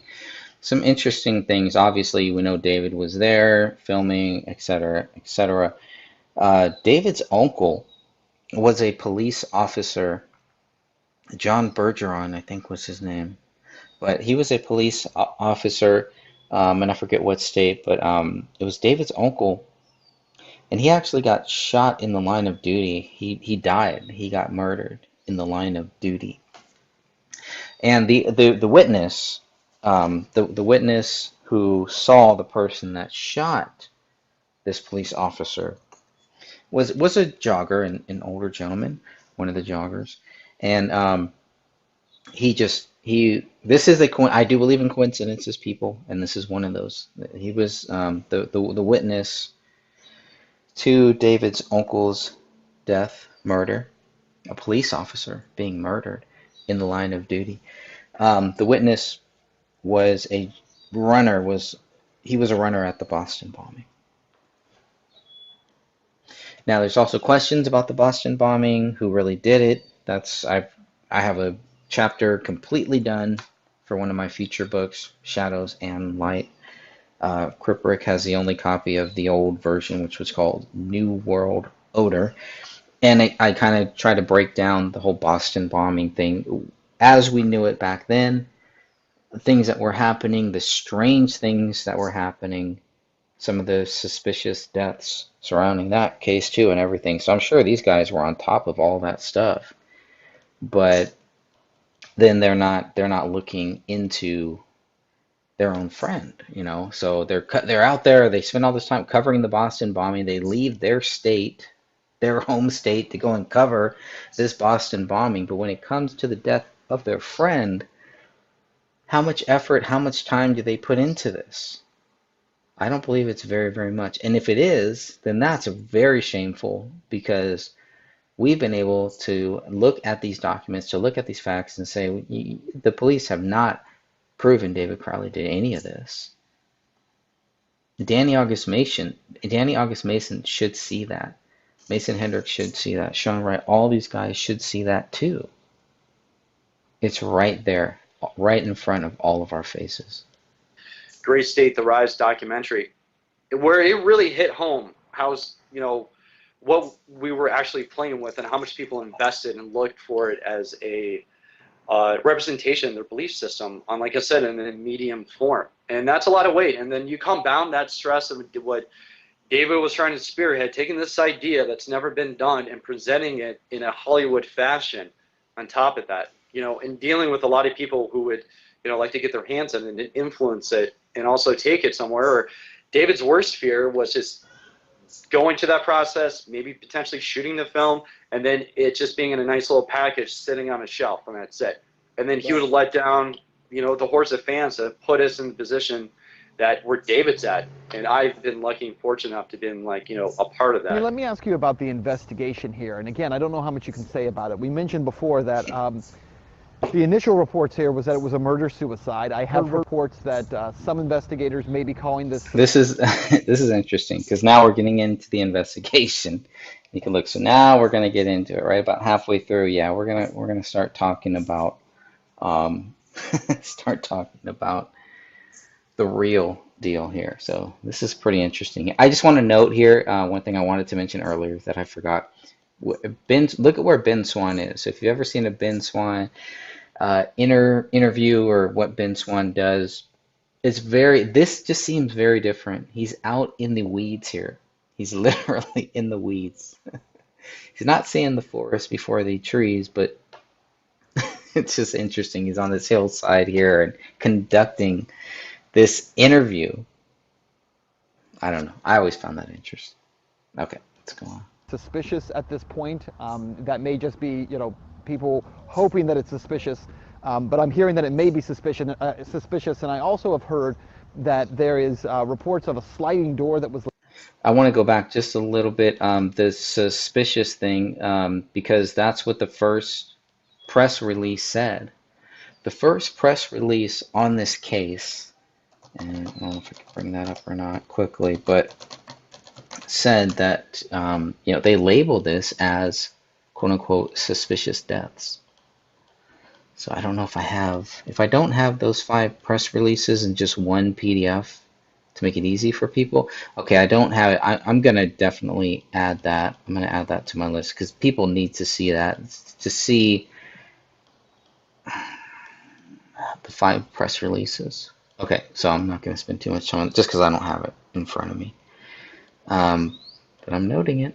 Here we go. And I also have heard that there is reports of a sliding door that was left unlocked. I don't know how much you can say about the investigation. I know you're following it. Look at that. Danny August Mason's face when the sliding door is mentioned. This was a key thing. There was a guy in the group, early in the group, Pascal, I think. I forget his name, but I did credit him in the video that I made that took his audio that he found on the police scanner. So he found the scanner footage, the scanner audio. That was the very first episode the very first video that I did on this, called Gray Stage, the Gray Stage series. The very first video is just that 5-minute recording, and it is literally the police going into the house, going up to the house, going into the house, etc., etc. What they do, right? So Ken was able to find this video. I don't know how he found it. He posted it in the group. I made sure to back it up because it mentioned the rear slider. The rear slider here was probably another thing that they were hoping would not be focused on, would not be mentioned. So when you look at Danny August Mason's face, and Ben Swann is bringing it up, the rear slider, because it is a big part of this case. If they're going to say there was no forced entry or anything like that, why is the rear slider open here? It doesn't mean that there was anything, but it's like you can't have it both ways. You can't say that, well, we didn't find any signs of forced entry, and then at the same time recognize or focus on the rear slider was open. So there wouldn't need to be any forced entry, right? It's just very, very interesting. I'm going to go back a little bit. And I also have heard that there is reports of a sliding door that was left unlocked. I don't know how much you can say about the investigation. I know you're following it closely. What can you tell us about that? The only thing This is the thing. I don't know how much you can say about the investigation. Are they part of the investigation? Are the police telling them not to say things about the investigation? Obviously, Ben Swann doesn't know. He's just asking, what can you guys say? I can tell you that they were telling us that David did this, and then they were also telling us that they couldn't talk about what proves that he did it. And here we are 7 years later, and these idiots still cannot prove David did anything. They still have not provided any evidence that shows David Crowley killed his wife, his daughter, and himself. What evidence could they show you? If the police don't have the evidence, do you think these other ass clowns do? They're lying. They're lying. They don't have the evidence. They know they don't have the evidence. They know they're not under oath or anything like that, and they can say whatever they want because some losers will take them seriously for whatever reasons. But whatever you want to think is true, and that's fine. But make sure it's based on facts, not feelings. I can confirm on right now is obviously the investigation's ongoing. I haven't seen the reports The about investigate. I mean, this is what the police were telling us, and he's saying the same time. The investigation is ongoing. That's what Sean Wright was basically saying. He couldn't tell us things. He's not even supposed to know any things. Why is Sean Wright, what is he communicating with the police? How often is Sean Wright communicating with the police? And if Sean Wright is communicating with the police, why is he not, why is there no police report the same way that you see with Danny August Mason? You see Sean Wright's name mentioned in those 94 pages, but that's really it. But yet these are the guys that are going out there and telling us that David did this. They have the evidence. They don't have the evidence. Some of these guys told us there was a hand in the basement. There's no hand in the basement. I mean, some of the things that they told us, I don't know why they would tell us these things. It did not seem like something that a sincere person would do, but they did it. It's interesting. Just go a few. I think we're gonna have to break this one up into two pieces. We'll go a few more minutes here. about it being suspicious on it. Until we get the full amounts, the full actual report from the police and what they've come to it, I haven't really, and from what we're getting from, like I said, from communication with the family and from some other individuals I'm not going to name, who are kind of coming forth with their own story, I'm just going to probably just stick to it as what the examiner said, as it being a Murder-suicide. Suicide at this point. That's interesting because the medical examiner doesn't really say that, right? How is a medical examiner going to prove any of it? I don't know. It's really interesting. So he's just going to go with that. Just going to go with what they say. Nice friend, right? That's the type of friend you need in your life.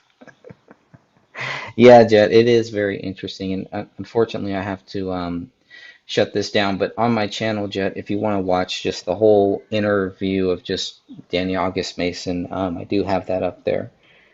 And I'll come back maybe tomorrow around the same time and probably do a part 2 to this. But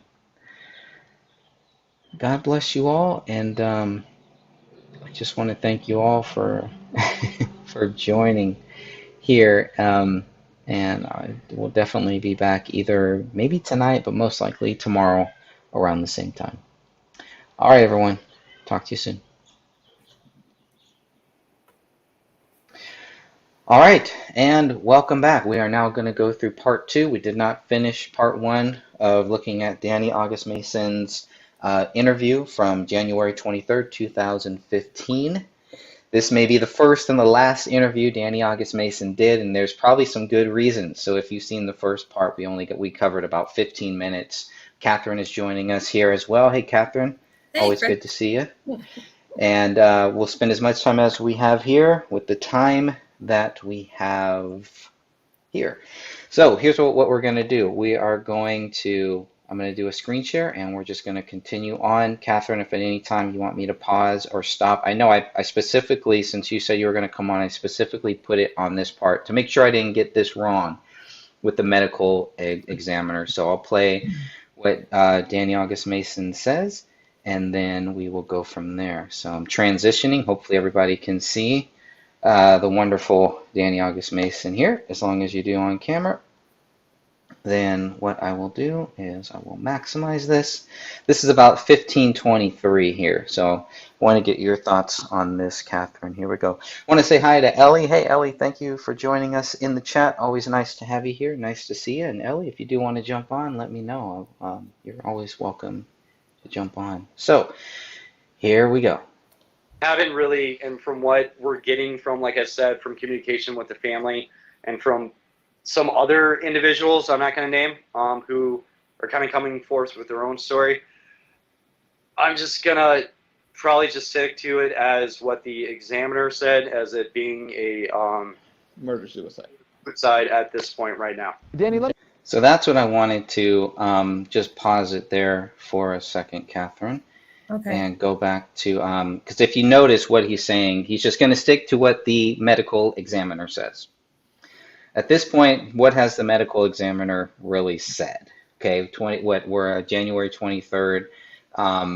We know, I don't remember when exactly the final report came out, but does the medical examiner say that this was the result of a double murder suicide?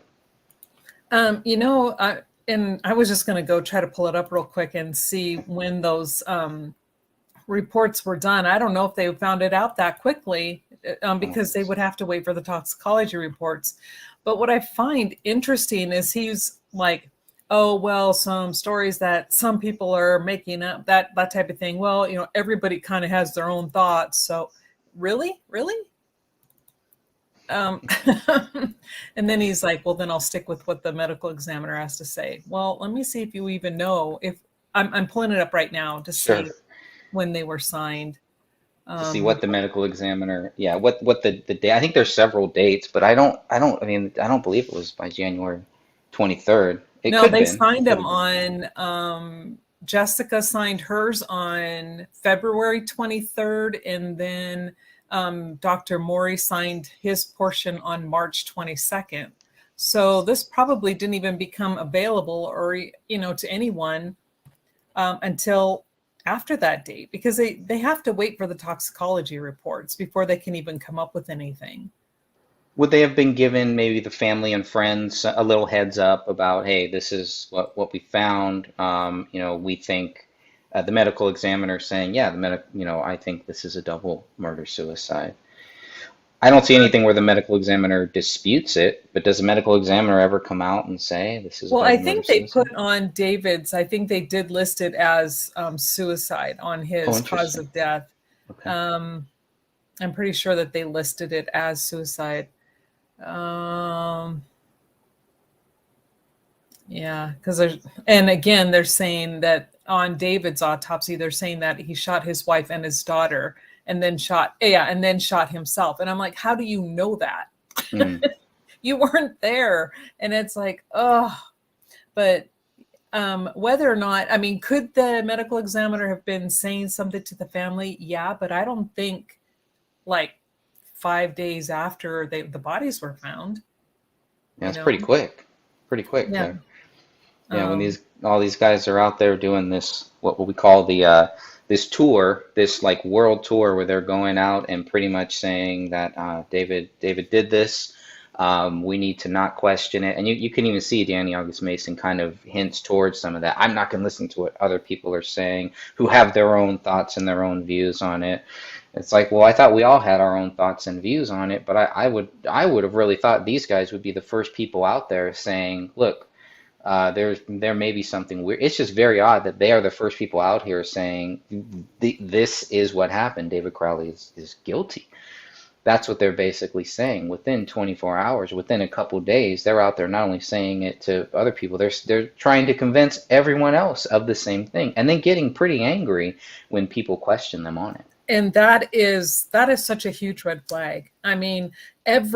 Everyone jumped on the bandwagon without any proof whatsoever. And by that point, no one had read the autopsy report. Nobody really saw what the ME did or did not do.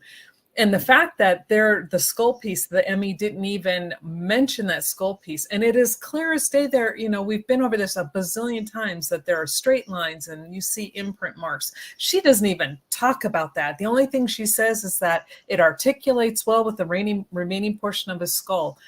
But they don't even know that at this point. And then to, like you said, constantly push the narrative. Oh yeah, he did this, and they're saying this, and other people might have other ideas, but I'm going to stick with what they're saying when you've never even read the reports.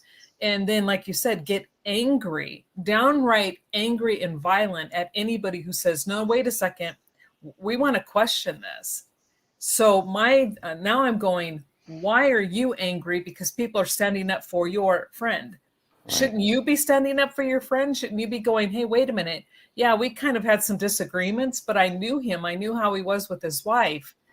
But no, Instead, they're like, well, we don't know why he did it, and we don't see how he could have done it. But okay, if they say that, then damn it, this is the way it's going to be. And Right. it's, oh, holy crap. Well, I mean, the thing is, we get to see something directly from the journal where, you know, you can see David is he's not a big fan of Danny August Mason.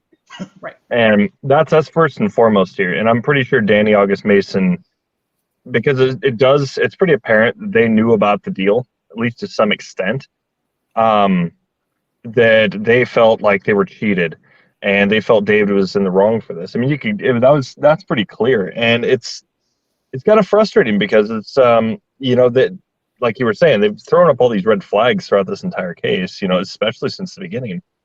But the thing is, the reason why they're throwing up these red flags so early is because they're really not David's friends. How dare you say that? Right? Let's see. Well, Judy was all of our friends too, right? We were at one point. We were, yeah, social gatherers. Star here says, brings up a great point. When Danny is asked about the rear slider unlocked, Danny's reaction told us what we needed to know. It really did. And this was I remember, I wish I knew who it was, but this person contacted me. It was like, you have to listen, you have to watch this. You have to watch this. It is very, very strange. And that's why it was kind of like, for years, I wanted to make sure people had access to this and not really give too much of my commentary and thoughts on it.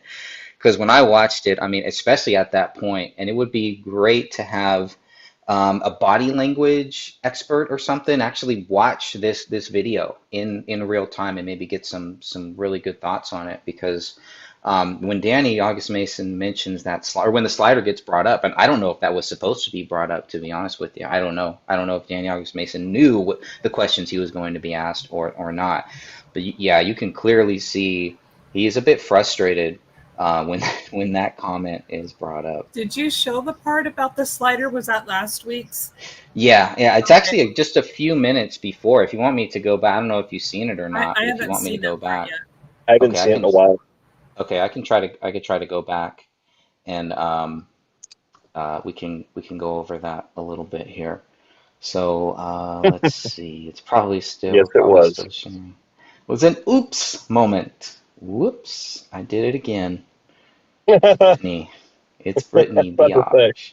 Okay. Let's see. Let me go back. Yeah, it's like I could probably already find it here too. I forget if someone knows when it was. Say about it. We mentioned before that the initial reports here was that it was a murder-suicide. I have reports that some investigators may be calling this suspicious at this point. That's interesting that too. may just be, you know, people hoping that it's suspicious. But I'm hearing that it may be suspicious, and I also have heard that there is reports of a sliding door that was left unlocked. I don't know how much you can say about the investigation. I know you're following it. That's the face right there. He's like, that's oh, the crap. face right there. Yeah, this is what they did not want. This was so awesome when we first got. Really, when Dan first created the Justice for David Crowley and Family Facebook group. One of the very first posts, I think, was somebody posted the actual 911, not 911, but this is the police talking back and forth, and this is when the rear slider is actually mentioned. One of the only mentions of it, that rear slider, and so that became one of the biggest talking points, especially for people that were like, maybe there is something weird going on here. That rear slider was one of the main things, and you can clearly see why, but.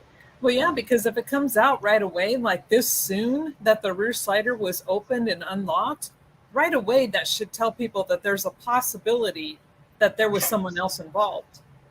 Right. Right, yeah, who leaves their back door unlocked or open like that, especially in the winter. Doesn't make any sense. Right. Let's hear what his answer is about the rear slider. Closely, what can you tell us about that? The only thing I can confirm on right now is obviously the investigation's ongoing. I haven't seen the reports about it being suspicious on it. Until we get the full amounts, the full actual report from the police and what they've come to it, I haven't really, and from what we're getting from, like I said, from communication with the family and from some other individuals I'm not going to name, who are kind of coming forth with their own story. I'm just gonna probably just stick to it as what the Examiner said, as it being a Murder suicide. suicide at this point right now. Danny, Oh, holy crap. Oh my God. Oh, holy crap. What do you think? Oh, Well, no. I mean, look at the basics there. I mean, somebody usually their eyes are darting back and forth, left to right, and especially when there's a focus on one specific side. Yeah. He's trying to come up with a story on the spot, but usually when that's the case, especially lean towards a specific side, it usually means lying. Well, and you know, that can be true, but that can also not be true. But when you put that together with his and on and I'm Yep. going to be here and So it's on it. On it is the yes, key. On it. yeah, and where he goes from, okay, now, oh crap, what do I say? And you know,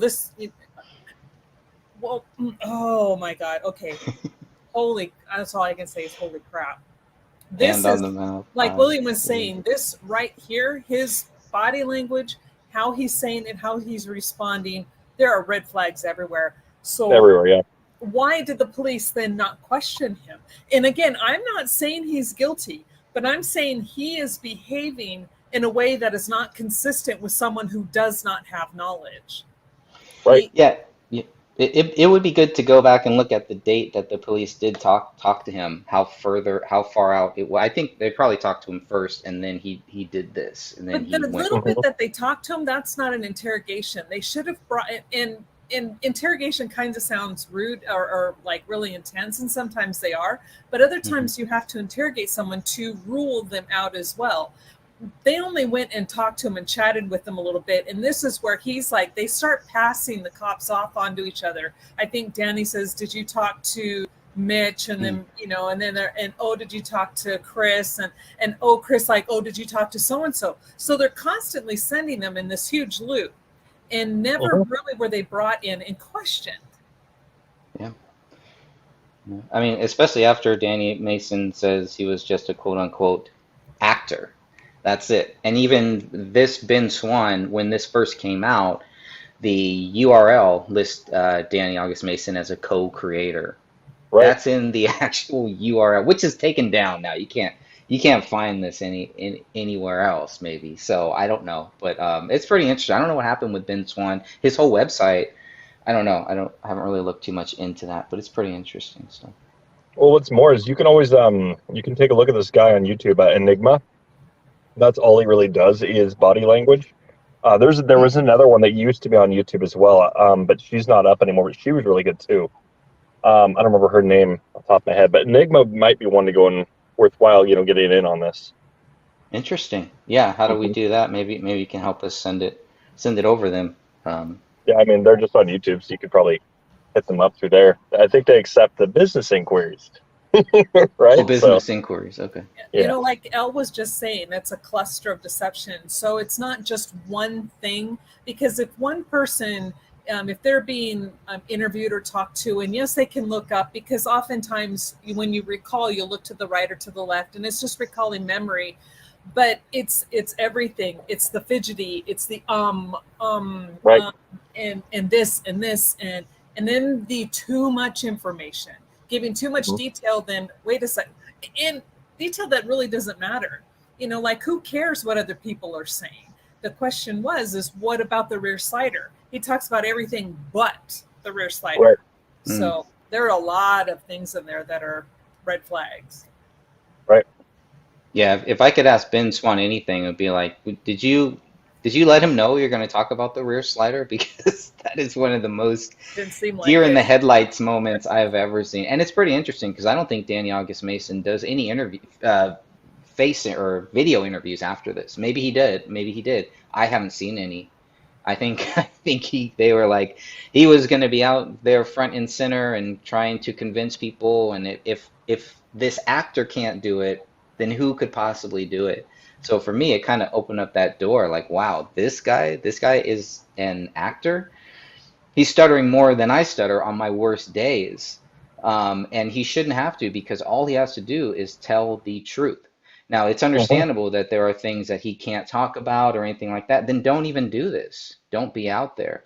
Don't try to do a damage control video, a propaganda piece, and then all that you're doing is raising more questions. I mean, I can't tell you how many people have contacted me or have watched what we just saw there and like, dude, there's definitely something here. Like if I didn't think there was some quote unquote suspicious activity after watching this, people are just like, what is he doing? What is going on here? Because these guys seem to be, or they try to be so articulate with other issues with Boston bombing and things like that. They have no issues with that, right? It's okay to talk about the whole Boston bombing people. We're not going to worry about their family or their friends or anything like that. We're not going to respect people in these other cases. But when it comes to this case, then all of a sudden they all change. And now all of a sudden we're supposed to be respectful. All of a sudden now we're supposed to wait until the police finish their investigation, Right. which we always planned on doing.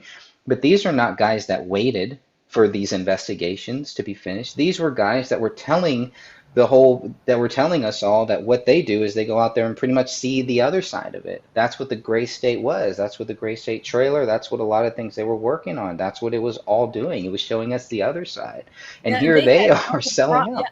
And they had no problem telling everybody from the get-go that, yes, David did this. Oh, and we're so sad. We can't believe that he killed his wife and his child and then he killed himself. But the moment you and Dan come forward and say, hey, wait a second, we're gonna question this. Oh, no, you guys, you don't have a right to say anything. You don't know anything. You don't have the police reports. Right. Well, why is it okay to slam David, but it's not okay to say, hey, wait a minute, let's kind of question this narrative for a second, because we don't have that information. We don't have that proof that he's guilty. But yet that was never okay. It's never been okay to say David is innocent. But the moment you say that he's a murderer, everybody on that side is your best friend. Right. Absolutely. Well, I just saw a comment go by with, I think it was Star, says something about he should have been on a lie detector. Personally, I'm not a big fan of lie detectors. Those things can be fooled. People can look like they're lying when they're not actually lying. I mean, they're not even really, from what I understood, they're not even admissible in court. They're not something that's going to be, that's something that can be heavily scrutinized real quick. So. Oh, I knew somebody who had to have consistently have to go in for a lie detector test, and they fooled it every single time by putting a rock in their shoe. Because if you do that, what it does is it makes your nerves react a certain way. And I'm not quite sure how it exactly works, but they knew with the test lie question, or a test truth question, that they would do that, so then it would register. They fooled it every time, lied to the police and fooled it every time. Right. Yeah. Fooled the test, but maybe not the people who were conducting the test. They believed it too, because they're reading the test. They're reading how the thing. So they fooled everybody. They lied their butts off the entire time. Was doing exactly what they weren't supposed to be doing, but because they were able to put that little thing in their shoe, and again, I'm not sure exactly how it works, but they put a rock in their shoe, and yeah, they lied and got through and passed it, even though they were 100%. breaking their probation the entire time. Sure. But it's still possible to pass it, and still, you can still, as an investigator who's just watching it or rewatching it later, you can use that. You can use it to even trip people up later on too. But there's some value to it, I would think. But I don't know. I'm with. I don't know. I've never taken one myself, but I that's pretty much what I growing up. What I heard is all the different ways to beat them, to fake it. There are lots of ways to beat them, and there are people out there who are so good at lying that you just don't know. You have to really catch them on something else and go, "Wow, okay." Yeah, but after watching what we just saw with Danny August Mason, he's not good. He's not I don't know how good he would be. Like Dan is a liar. I'm sure of it. And I agree with you, Ellie. Well, the one thing, like with those types of people, that they can lie that well. They can literally trick their body into basically acting in specific ways, so it's able to go right past the lie detector. They're able to go and keep certain kind of tone, facial expression. They're able to basically fool them, almost like fooling their body into believing the lie, but knowing full well it's a lie. You can always do simple things like, if they're not really sure of something, but that if they knew as much as they did, you can always throw some stuff out there. And this could be things that are just totally like, for the most part, they would have been in the know for somebody. And if they're answering like, they know, they're like, oh, this didn't happen. This isn't what happened here. You can start catching them on there. Like, well, if you were there, then here you go. Well, that means you're lying right here. So Yeah, you can kind of trick them. Right. And I agree. Someone just said that and like Greg, you were saying too, Danny is just not that good of an actor. I don't think he could have passed it. However, William is so right. I know someone else who they were taking a lie detector test to get a government job, and I won't tell you what kind of government job. But one of the test questions was, to see how you react when you're telling a lie. And one of the test questions was, is the wall black? And it was a white wall. And they're like, yeah. And they're like, they totally passed it. They're looking at a white wall going, yeah, the wall's black. And they're just like, oh, crap. So they just stopped it. They're like, we can't use a lie detector test on you. So it just depends on who you are. But I agree, Danny probably would have failed it miserably. Right. Well, he is a terrible actor, and that's what terrible actors do. How dare you? How dare you defame the acting skills of a future Oscar, Emmy Award winner, Danny August Mason? I think I'm his only fan. I'm your biggest fan, Danny. All right, here we go. This guy's a fan. I don't know, man. It seems like there was I don't know if anyone has ever seen, it's like a 2-minute video. It may still be up on the Gray State channel. And they're basically just kissing Ben Swann's butt. It's basically that. It's like a 2-minute video with Danny August Mason. He's in character and just letting us know how great Ben Swann is. And I thought after this, it's like Ben Swann, a lot of weird things happen to Ben Swann after this, actually. But I don't know. Didn't really hear him say too much about David. I always felt like Ben Swann was more of an old school journalist. And I felt he just this proved to me like he's, bringing up certain things that he brings up. I don't like how he felt like he was kind of coaching Danny August, not coaching him, but kind of finishing his sentence as we just heard. It's not compatible. It's just like, well, Danny Mason was kind of stumbling through it, and as someone, obviously Ben Swann wants, he's got the show that he's doing here, so he wants to kind of keep that flow going. So that's what great hosts do too. So it could just be that. Right. All right, let's continue on. Let me ask you about this, because there is a report that's out now from, I believe it's Canada Free Press. And an interviewer who had Danny on a show says that, and this was back in 2012, so it was a little while ago, but says he had Danny on the show and he was talking to him pre-interview. And in that pre-interview conversation, he jokingly said something about, Danny, I hope you don't have any thoughts of suicide. And he was joking about it in reference to Andrew Breitbart dying and Michael Hastings dying, and just saying off the cuff, I hope you're not killed over this project. And he says that David had responded to him and said that no, he had no feelings of suicide and he had no suicidal thoughts. And so they had talked about this prior to the interview. I'm just wondering if you've seen that report and if you can comment on that at all. That I can't. See, even there, he doesn't seem as agitated when the rear slider comes up, and though he should be, I think. Let me go. Yeah, if you go back a little bit, you can see that his face. He's kind of looking around. He's kind of like shaking his head a little bit. Who's he looking at here? I think there was somebody else here, and when I first watched this, it looked like there is somebody else here. He's not the only one here. Somebody else, probably multiple people, maybe coaching him or helping him, et cetera, et cetera. Right. I've had the same feeling when I talked with some of these Gray State goons. I had the exact same feeling that I wasn't just talking with them. I was talking with several people. Right. This is how they roll. Absolutely. No, he had no feelings of suicide and he had no suicidal thoughts. And so they had talked about this right there. Eyes wide. No feelings of no suicide. He's like, what? Wow. Oh, he doesn't really know. Crap. They thought they scrubbed all those, but apparently they missed one or two. Prior to the interview, I'm just wondering if you've seen that report and if you can comment on that at all.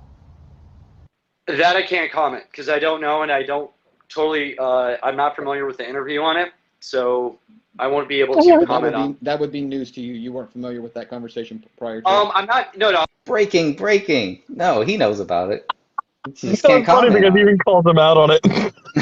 He can comment on David's death, and he can speculate on David's death and slander David and call him a killer, a child killer, a wife killer, and Right. a coward, because one of the most cowardice things you can ever do is kill yourself. So he has no problem commenting on that. Right. But he's not going to comment on some of these basic facts that would contradict any notion that David would ever kill himself.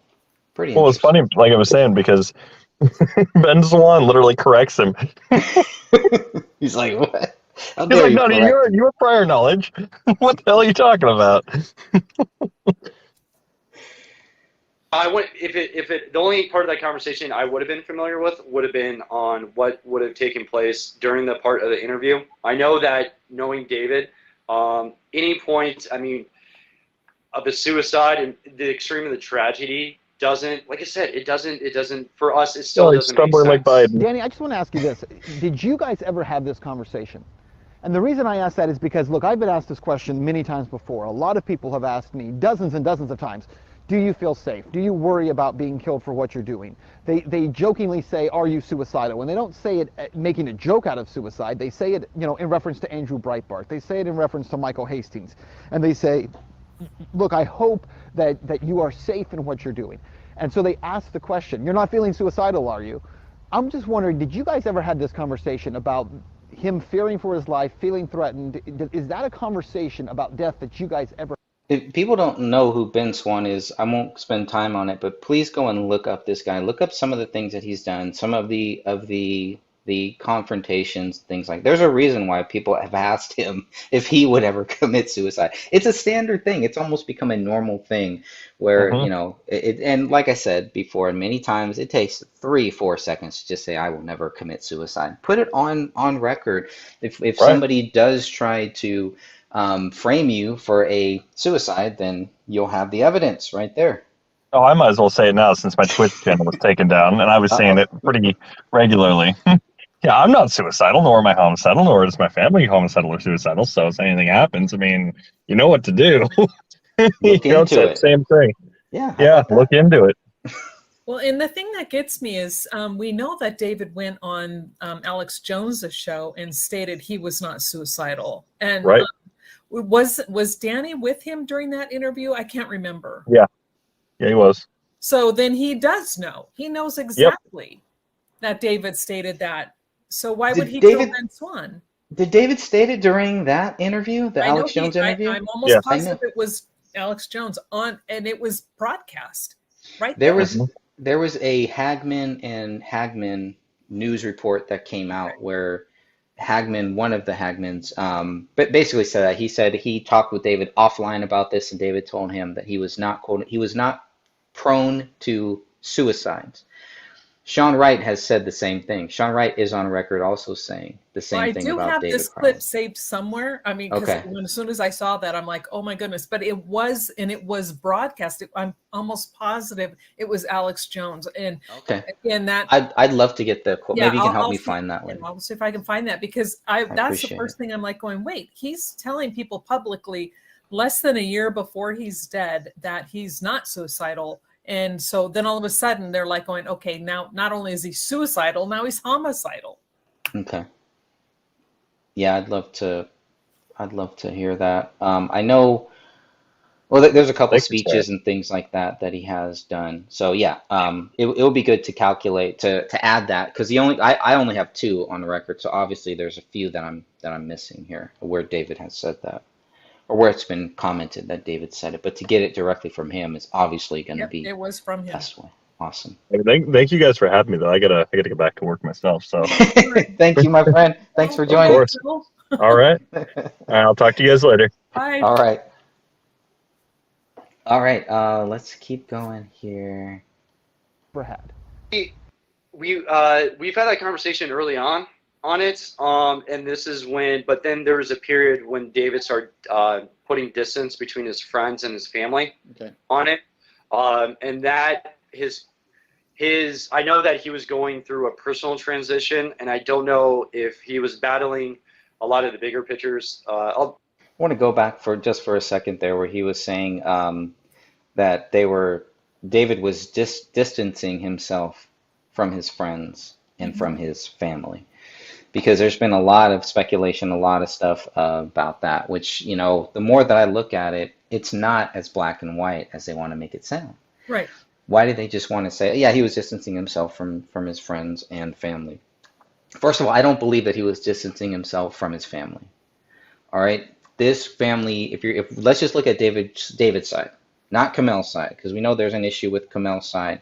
Komel had an issue with her own parents.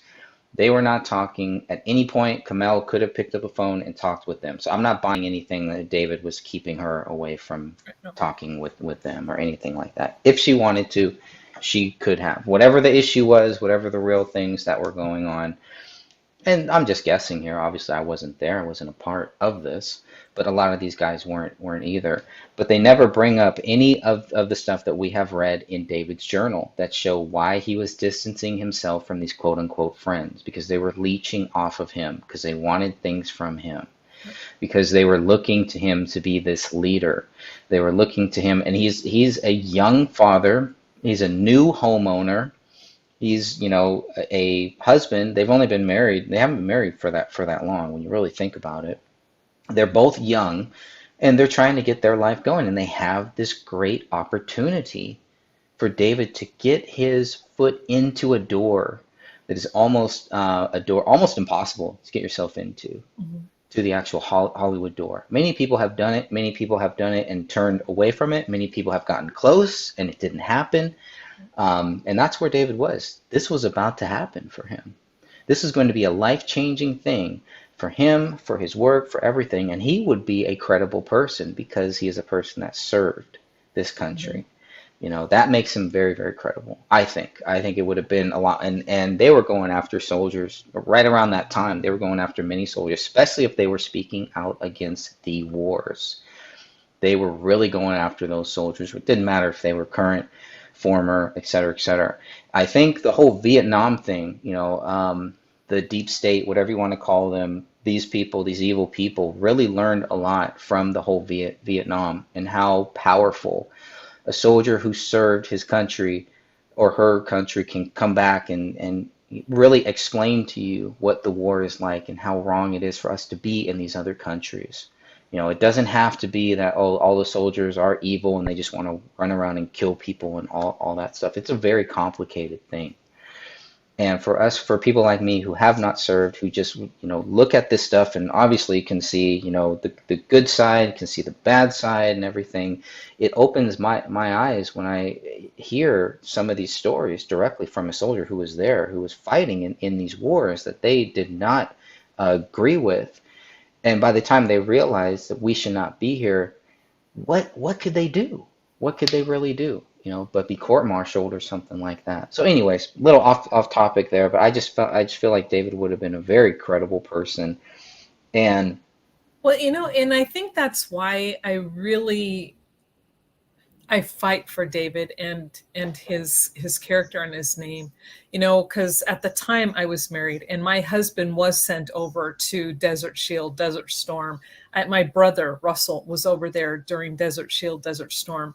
I mean, I know what it's like to be the wife of a soldier that's in the middle of a war, and it was hell. And what I kind of not only relate to David, but definitely to Komel. And when her husband was over there, I get it. And I understand the shit that these men went through, not just over there, but when they had to come back. And it wasn't from the people. Thank God the American people really embraced our soldiers. And there was nothing greater than when our husbands are coming home and you've got people standing at the airport saying, thank you for your service. I mean, it was amazing. You know, Vietnam veterans didn't get that. However, it's what the military did to them, not only over there, but when they came home, and they're still doing to them today. And David had the guts and the courage to say, not only tell people what really was going on, but he stood up against it. And now his movie is incorporating some of, and not everything about our military is bad. I'm not saying that, because I love my country and I would fight and die for my country. But, you know, we're not perfect. We have some really screwed people that do things. But David was a real soldier. I mean, in every every, I don't know, definition of the word, every way you could look at it. He loved his country, he fought for his country, but he also loved his family, and he loved his wife, and he loved his child, and he wanted to show what he had learned. And because of that, then all of a sudden he became the enemy of the state, so to speak. And maybe, you know what I mean? In the eyes of a lot of people, he became the enemy of the state. And it took courage for him to do that. And to see people like Danny August Mason and Sean Wright and Mason Hendricks and, Chris Peck, all these other people, all of them, I can't name all of them, but, to take him and take his name, and then without thought and without even a shred of remorse, call him what they've called him, is disgusting. I agree. And thanks, Star. I think I know which one. I think that's from the Ron Paul Fest, or the Paul Fest, whatever. But yeah, I'll definitely go and find that. I think I have that somewhere too. So we'll go and find that and add that to the list of times David says he'll never kill himself. There it is. All right, let's keep going on here. All right, back to our buddy. Questions on spiritualism and his placement within society, and also as a filmmaker. So I don't know if that part, but the discussions that we had before, I know that he wouldn't be suicidal because David was one of the strongest guys I've ever. There it is right there. I'm going to go back a few seconds there. It's very important. Listen to what he's saying here. That part, but the discussions that we had before, I know that he wouldn't be suicidal. Discussions that we had before, I know that he wouldn't be suicidal. Here we have another person who's saying David wouldn't be suicidal, while at the same time saying David was suicidal. Yeah. And it's interesting, this choice of words. Our discussions at the time. Suicidal.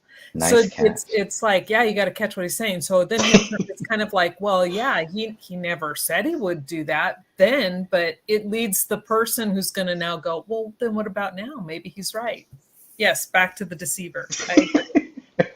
I agree, Star.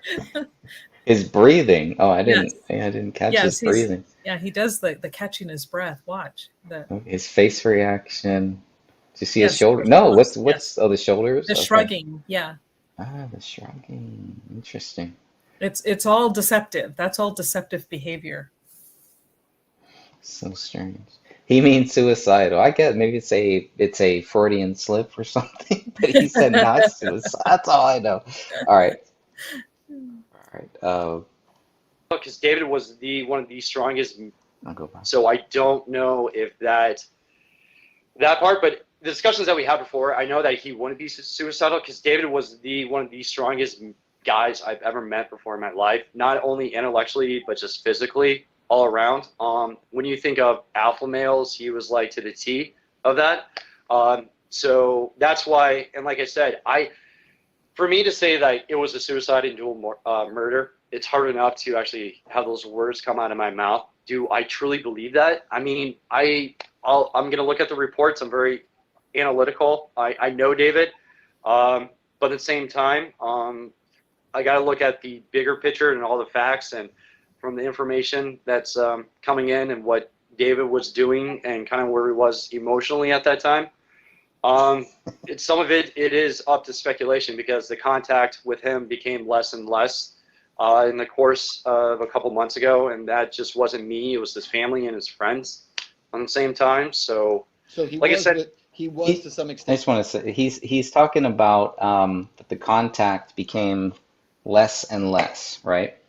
So the contact, let me go back where we are. So the contact became less and less. He doesn't explain, doesn't give you any context or anything because that would show, okay, well, maybe this distancing had nothing to do with David committing these crimes. Maybe the distancing actually had something to do with David and these guys having some sort of a falling out or something like that, right?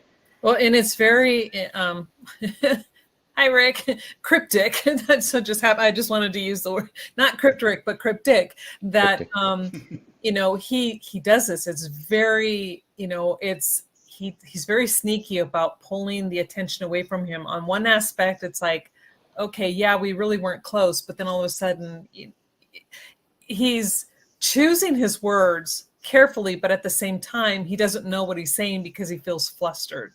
So that's why I think he does a lot of his, and he does a lot of sharp intakes, this type of thing, just before he's about ready to go off on something he knows is not necessarily true. It's a tell. That's his tell. But when you notice when he's talking about how David being a strong person and emotionally, mentally, did you see how calm and how direct and his words he wasn't fumbling over? And then the very next time when he's going to be deceptive or come up with his own little ideology, it's the shoulder shrug, the sharp breath, and then the ja ja ja ja ja. He has definite tells. Yeah. Yeah, and I did. Tony mentioned this. Nice Mason hand sign at 1919. He is holding the mask.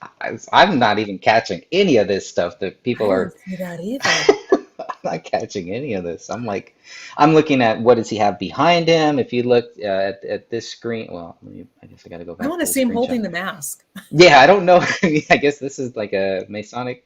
Oh, it symbol or is. something? It is. Yes, that is. Okay. But I do that too. It's just a nervous habit that I do. But that is correct. That is a Freemason sign. Okay, I didn't know that. I may do that. If you look in this, if you're looking at the camera, look on the far left-hand side behind him. There's like a door. Yeah, I don't know if anybody can see the cursor or not, but there's a door there, or something, or a window, whatever it is. And then over here, there's a spiral thing. So the spirals. Remove the comment so I can see. Oh, that would probably help. Just a little. That may help. Okay, so see that little circular thing back there? Yeah. Okay, so if you pay attention to that, it's kind of like one of those like windy little road things. It's like a spiral, right? That kind of goes through with this. So it can be associated with mind control, symbolisms, et cetera, et cetera. I've seen it associated with a lot of different things. It's just interesting that he had that back there. Yeah. That's all. That is all. Let's see. Let's keep withdrawing. Yeah, well, he was withdrawn, but again, that wasn't unusual. No, it wasn't unusual because I want to reinstate that he was coming up with a couple of new directions for what he wanted to pursue with Free States. Go back just a little bit. It is up to speculation because the contact with him became less and less in the course of a couple months ago, and that just wasn't me. It was his family and his friends at the same time. So like I said, he says a couple months ago. But their thing really started back in May. I think it started as early as May 2014. Yeah. Maybe even earlier, because why is David writing Danny August Mason's character out of the latest script? The May 2014 script does not have Danny August Mason's character in it. Nope. Why? And plus, the uneasiness at the birthday party had nothing to do, and they tried to make it about David and Komel, had nothing to do with the two of them, and had everything to do with David and them. It was the interactions between them. Right. And it's interesting how he makes it, it's not, he wasn't just distancing himself from us. It was from the family too. Yeah, see, that's what I was talking about, that cryptic. Right. He's throwing stuff in there, like, to take it off. Okay, so if he just says, oh, well, he was distancing himself from me, then all of a sudden the eyes would then go onto him. But so he throws in other deflectors. Right. Good point. Was to some extent withdrawing. Yeah, well, he was withdrawn, but again, that wasn't unusual. No, it wasn't unusual because again, it wasn't unusual for him to withdraw. Yet he withdraws. It's unusual.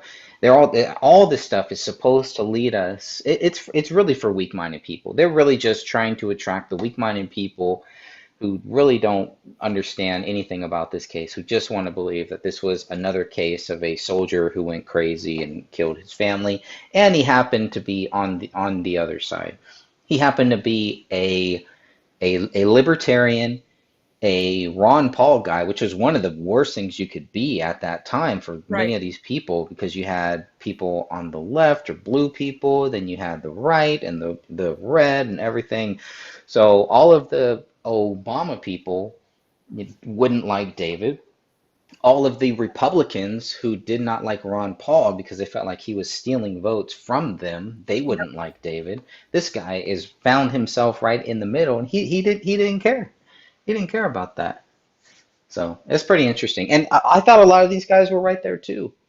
You know, I thought they were all kind of Ron Paul guys too, and I don't know. I mean, or libertarians and everything, but this is not the behavior of libertarian. It's not the behavior of freedom lovers. It's not the behavior of people that love this country. It's not the behavior of people that understand in this country, in the greatest country ever, you are innocent until proven guilty. Their behavior does not match any of that stuff, even 7 years later. And it's more shameful now because they have more access to all of those documents, to everything that we know about David Crowley, and they still want to act like David Crowley is guilty. It's very shameful. I want to reinstate that he was coming up with a couple of new directions for what he wanted to proceed with Gray State. And when he gets in that mode, I just let him get in that mode. And I've been with him in that part of that mode when he gets kind of into the creative state. And it's one of those things you got to let him be, let him process, let him getting all the things down that he wants to show you. So he's able to actually explain it to you fully without you asking questions. And then him becoming frustrated on it because, like I said, his mind works like 1,000 miles an hour and everything. So, and also with that, it's just that with the news and everything, and I can see how getting that news out and people relating that I'm not suicidal, and with a lot of people who are within the world of conspiracy and saying that he was, you know, outed by the government. I don't think he actually was outed by the government on this because of, like I said, the relationship and you being an outsider and us being close family. But I know that we're working thoroughly on like investigating it, and we know that we have a long road ahead of us. That's too much. Do you see him tripping over his words left and right? I mean, this is one of his tells. He's lying out his butt. Yeah, it's talking point after talking point, jumping over talking points on top of other talking points. But I just want to go back there for a few. There's a few things said there. That news out and people relating that I'm not suicidal, and he's almost saying like, yeah, he's almost discrediting the news that there is evidence that David says he's not suicidal. Yeah. A lot of people who are within the world of conspiracy and within the world of conspiracy, which is what this guy has based his whole thing on. This is what all these people who have been leeching off of David have based their whole existence on. Yeah. Is the conspiracy. And then all of a sudden, they're like these higher, you know, I don't know. This is too much for me. That's too much. And saying that he was, you know, outed by the government. Outed, and that's the other thing. That was the main thing. They had to create two sides. We have the Democrats, we have the Republicans, and that's it. Nothing else matters. This is kind of the same thing. We have either David did it or the government did. That's it. Those are the only choices you guys are given. I don't think he actually was outed by the government on this because of, like I said, the relationship and you being an outsider and us being close family. Because of the relationship. What is he talking about there? I don't understand that. Because of the relationship. He wasn't outed by the government. Well, he then is, I think, going to try to go on and explain what he means because, and then he's saying, well, because of course Ben's an outsider, but he of course is family. Well, he's not family. David didn't want anything to do with him. It's not family. Didn't he just say like a minute ago David was distancing himself from him? Yeah. All of a sudden we would know because we're family. Okay. No, you don't. Makes sense. But I know that we're working thoroughly on like investigating. That's a key word right there. They're working thoroughly on investigating. They're citizen investigators, just like Dan and myself and everyone else. Well, and you're talking about his body language. Look at his face right now. That is a face that he's trying to convey sincerity. Believe him when he says that they're going to be looking into this, and it's all crap. Interesting. Yeah. All right. Let's see what else. What else does my buddy have to say here? It, and we are not. We know that we have a long road ahead of us. The thorough investigation thing is so interesting because that is exactly what the police will say, that they did a thorough investigation. It's also what Kenneth Maines says when Dan Hinnon hired Kenneth Maines to as a private investigator. We should have just paid Steven Sanzeri the money. We could have got much more out of a and real here's PI. Yeah, you know what? And this is something that I don't think gets stated enough about Kenneth Maines. Yeah. Oh my God! That man he should not even have a license. He admits especially when it came back, the report came back, and Dan was like, and he's like, okay, I read the reports, and I think according to the reports that yeah, he did it. And then we're like, well, yeah, if you only read the reports and read what they say, why would you think otherwise? So we're like, we had questions, and then Dan presented with those questions. Well, what about this? Did this and this and this add up? Oh, I didn't look at that. Oh, I didn't even know that was there. Oh, there are photos? Oh, wait a minute. No, I didn't read that. Oh, I guess I'll go back and read it again. He never went back and read it, never once answered any of the questions, and admitted he didn't read and look at the photos and then compare notes. He just read some reports and said, oh, well, yeah, the reports are correct. No, they wrote the reports. Yeah, that they did. But the report, I mean, the guy was an absolute nincompoop boot. Well, he also watched Eric Nelson's film.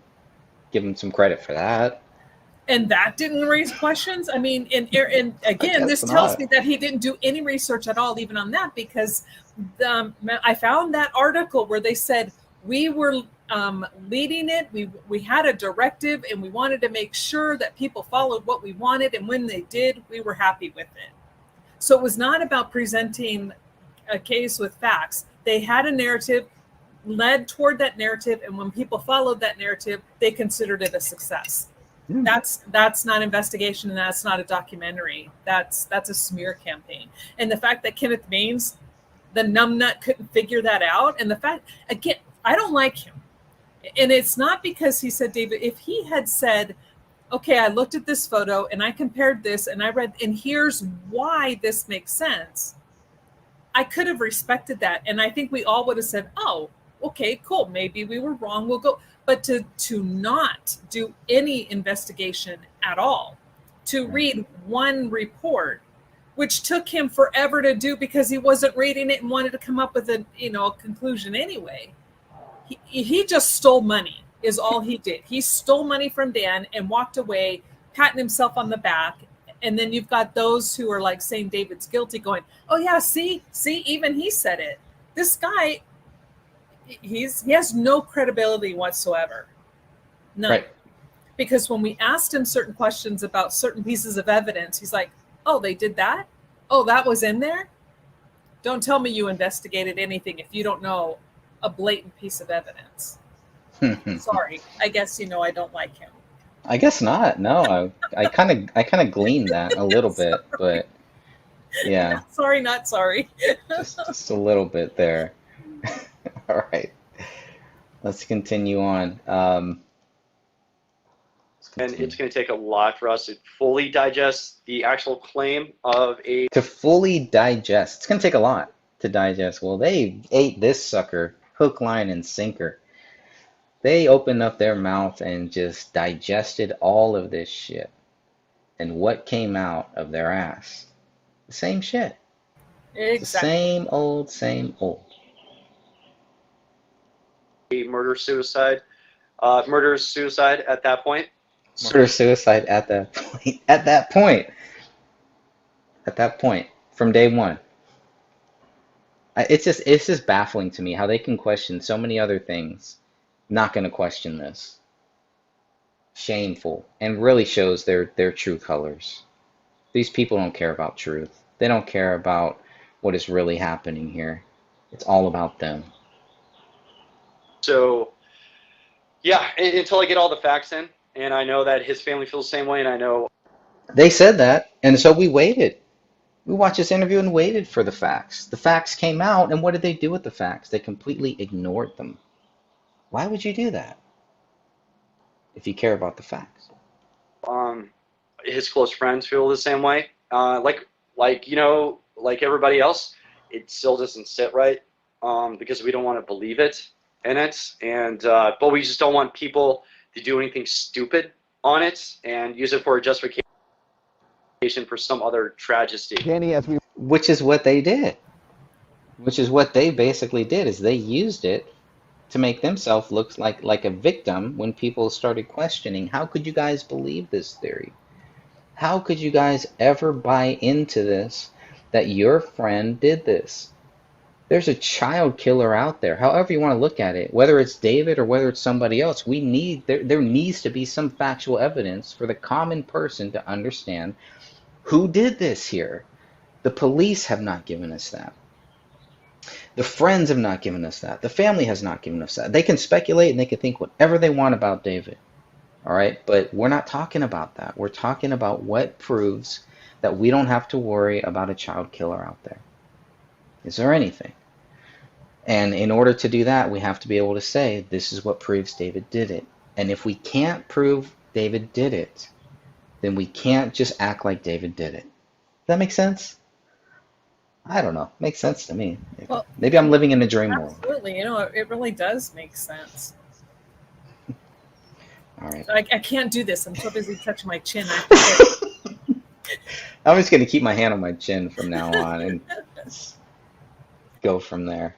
We wrap up here, and I thank you so much for your time and for this conversation today.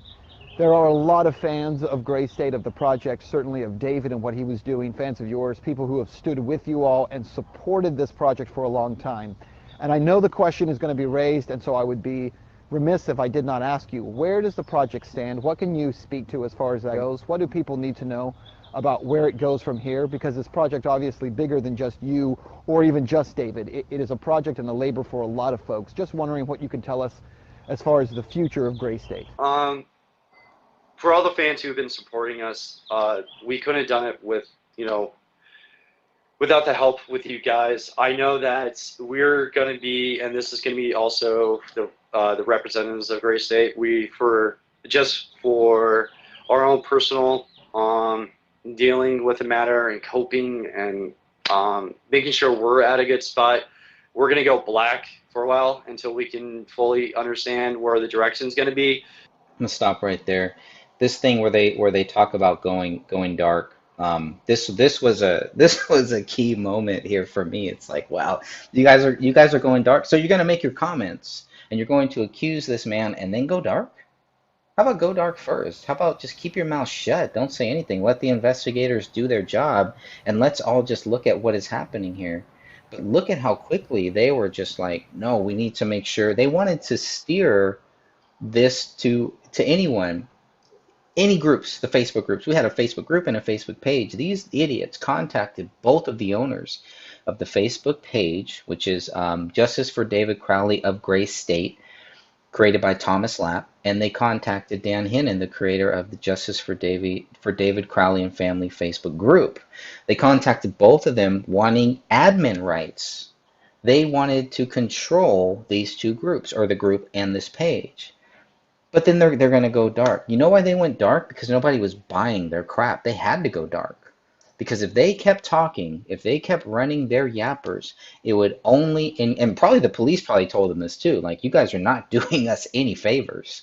You're actually making this whole thing worse, which I believe they actually were, especially this particular interview right here really opened up my eyes. Remember, I'm 7 days in, not even 7 days in at this point watching this. Knowing, I knew a little bit about Ben Swann. I've seen Ben Swann on, I think on Alex Jones, and I've seen, some other things that Ben Swann has done. I still like Ben Swann, but it's just like, wow, this is really it. You guys, you guys are making this whole thing worse. You're not helping your case. You're not helping anything. You're just raising more questions, not only about what the official investigation, what the official narrative is, what these guys who were right there with David. It raises speculation towards them. And I think once they realized that, that's when they decided to go dark.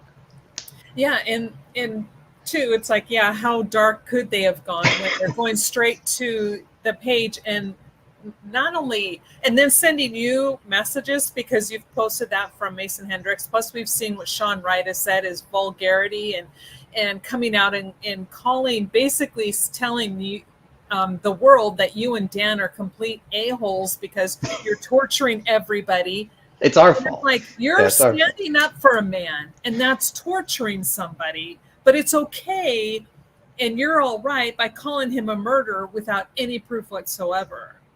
Yeah. I mean, their self-justification is amazing. It's really interesting. There's only a few more minutes here, people. Thank you all for suffering with us. I appreciate that. I don't have to suffer myself by myself. Here we go. Because a lot of the vision behind Gray State was David, and we don't know how to, until the extent we can get the full idea where We don't know what to do, is what he's basically saying. We have no idea what to do now. David wanted to go with it. I want to get to that point and then make sure we can stick and make the purest, best vision that David wanted. That's the key right there. This is the proof that we were looking for, that we were looking at. They wanted to make sure that this project moved forward. So here's the biggest question. Here's one of the biggest questions that I've had is, how can they move forward with this? They're going to move forward, try to move forward with the project that is associated with someone they are labeling as a child killer, as a domestic abuser, a soldier who went crazy and killed everybody, who snapped. That's the project they want to move forward with? I mean, they don't, it just doesn't make any sense to me why they would want to do that. I never understood that. For it, because that's what David deserves. 100%. That's what David deserves. No, if David is a child killer, if David is a coward who killed himself and killed his wife, he doesn't deserve anything. He does not deserve to have his movie or have his project or have his name continued on or blasted or anything like that. No. If David is guilty, then the project should die with him. It's a failed project by somebody who failed his family, failed him himself, failed this country, and failed everybody who was following him, whoever his followers were. This is really weird to me. This was one of the main talking points, and you brought it up, Catherine, about the date. I think the first, and I could be wrong, I'll have to check my records, but I think the first time Sean Wright contacted me is actually the day after this interview happens. I think he contacted me on January 24th. That would have been one day after this interview happened. The interview hadn't aired yet. The interview doesn't air until the 27th. But I wanted to make sure that, you know, if we had a date and a time, and thanks to Zach Carter, we definitely do, a date and a date when this interview was actually made, not when it was posted. So it was made on the 23rd, posted on the 27th, 2015. Being any kind of sidestepping that at all. I think there will be something that will come from this. I don't know what it will be right. What do we have that came from this? We have Eric Nelson's film. That's what came from this. Go and look up who are the producers, executive producers, co-producers of Eric Nelson's film, A Gray State. Those people made money off of David's death, off of Komel's death, off of a 5-year-old child's death. They made money off of that. Don't even come at me and try to accuse me of making money off of anything. Not only did they make money, but then they nominated themselves for an award at Hollywood. Oh, is that right? Oh, I missed that one. Oh, yeah, I looked into it. They nominated themselves. They nominated themselves for, okay, for like the best documentary of 2017 or something? I think so. Whatever Wow. it was, but it was like, oh, holy cow! And again, it's okay with everyone from that side of the argument. It's okay that they all make all this money, but if you do a book and you give it away, and if somebody wants to buy it in print, they can. All of a sudden, you're the horrible person. Of course. How dare I? Because I'm not a part of their crew. I'm not a part of their fan club. Right? I'm on the outs. Right, because if you had written everything and used their narrative, they would be praising you and probably handing you cash. Yeah, you're right. They'd be throwing money at me while I'm on a pole dancing. They would throw that You wouldn't money even need the right pole. without the pole. That's too funny. Okay, let's. Danny's looking. There's some great comments. I know I'm really trying to catch all these comments, but I'm not catching them all. Gotta catch them all. What is that from? Pokemon. All right, almost done here. right now, but I know that we won't stop at it. I know that it will take. We won't stop at it. We won't. Yeah, and it only takes him what, a couple months, and then he's trying to continue it. If you watch or if you listen to the interview Dan Hinnon did with Michael Boggio, which is the president of the Michael Entertainment Group, the guys that David was working with when we talk about the $25 million budget, when we talk about this deal, this Hollywood deal that David had up until he died. The only reason that the Hollywood deal ended was because David died. When we talk about that, we're talking about Mike Boggio. And if you watch that, if you just listen to it, you can hear where Mike Boggio talks about that even after David died, people were still trying to pitch him the Gray State Project. They were still trying to pitch it to him as this is something that we can do. They were showing him different reels, and we can get into that with Joe Biggs and some other interesting things related to Danny August Mason. But they were trying to move forward with this. And I'm just like, are you guys that brain dead? Do you That guys is not? appalling. It just doesn't make sense. Doesn't make sense. Doesn't make any sense to me. Now, I was on a phone call with Mason Hendricks at the time when I learned about this, and I showed him. I sent Mason Hendricks a couple screenshots of what Danny August Mason was doing, and according to what he said, he had no idea. He was actually pretty upset with it. Pretty upset with it, to the point where he said if Danny August Mason continues down this road, that Mason Hendricks would deliver Danny August Mason's head to me on a platter. Obviously, I don't think he physically meant he's going to cut Danny August Mason's head off and then send it to me. No. But there is something there. It's like, well, what do you have on Danny August Mason that could actually figuratively put Danny August Mason's on a head where I would use it and do something with it? What do you have on Danny August Mason? What does he have on you? Because Danny August Mason pretty much contacted me saying something very similar. So there's a lot of infighting. There was a lot of infighting that was going on and everything, and I'm not exactly sure what was happening during this time. And that would have been, yeah, around 2016, 2017, right around the time when Eric Nelson's film came out. It was a pretty crazy time there. But so there were some weird things that were going on where the right hand didn't know what the left hand was doing.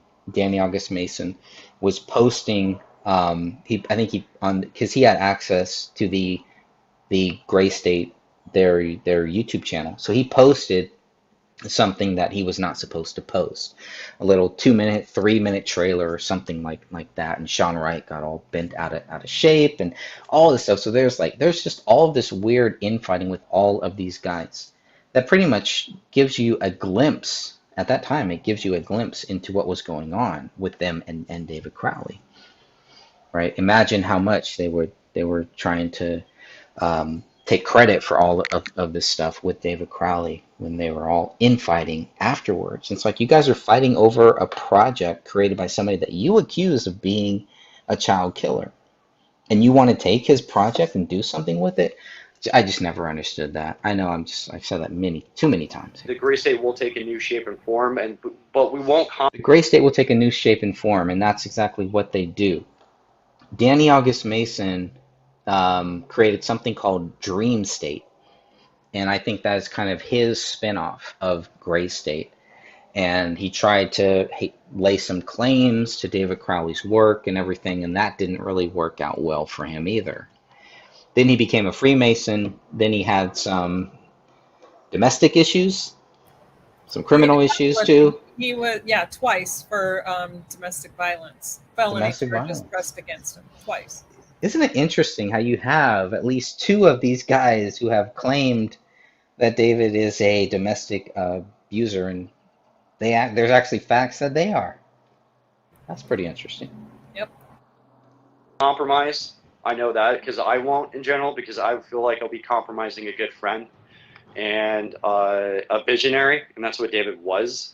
And I know that there's been a lot of pour out and people wanting to help, and if they want to help, what they can do is that Dan Crowley, David's brother. Oh, this is interesting. Yeah, you gotta hear this part here. This has since been taken down. This GoFundMe. I'll just let him talk. And I know that there's been a lot of pour out and people wanting to help, and if they want to help, what they can do is that Dan Crowley, David's brother, we've been meeting with him a lot just in this time of need, and we set up a GoFundMe campaign for Komel, David's wife, for Rainy, because of Komel's mother is currently. They set this up for Komel and for Raniya? No, they didn't set this up for Komel and for Raniya. This is all for Komel's mom. Wow. I'll keep going. For Rainy, because of Komel's mother is currently on her deathbed, and she's dying from cancer, and they don't have any life insurance, and they're in Waco, Texas, and their bills are over somewheres of $5 million right now, and we know that This is crazy. That is This such a lie. There's so many. It's just talking points. And she wasn't even on her deathbed. She didn't, unfortunately she did pass away, but that was this last year or two. Back then she was not on her deathbed. Right. Oh. Right. At this point, but that's what they were being told. Who was telling them this? And the other thing is, well, we. He always says we. It's we, right? It's this whole group of people. Yeah, And we know he's who the including cast himself. character Yeah. is. Right. We were in contact with David's brother, right? With Danny Crowley.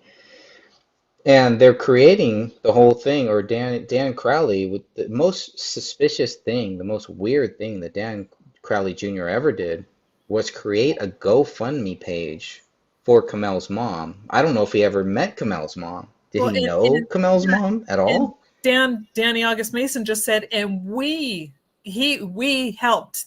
We created this page. Well, yeah, why would they? What does Komel's mom have to do with any of this? And then try to use David and Komel. I mean, her mom, they had insurance. They could deal with it. Like every other American in the world, we have to deal with our medical bills. And wow, I'm sorry. This is going to piss me off. I'm going to shut up. Medical bill, $5 million is a lot for medical bills. Where does that number come from? And second of all, why does Komel's family ask Dan Crowley to take this GoFundMe page down? Yeah. Why was this even created? When they found out about it, weren't they like, wait a second, don't do this. Why are you doing this? They never even talked to them about it. It was like almost an insult to the family.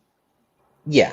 I mean, come on. Do you really think that they needed that much of $5 million? No, they didn't. $5 million, really? And it wasn't in the name of them; it was in their name. Yeah, this all went in. This went to Dan Crowley Jr. Right? It's just weird. It's just like, yeah, this is why you guys need to go dark. You shouldn't have done any of this. You're not helping the investigation.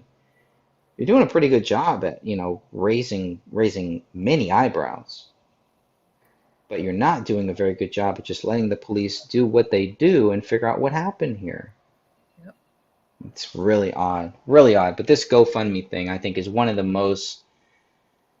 It doesn't matter how many times I learn about this, or listen to this, or hear people talk about this back then. It's so frustrating. Let's go back. Because of Komel's mother is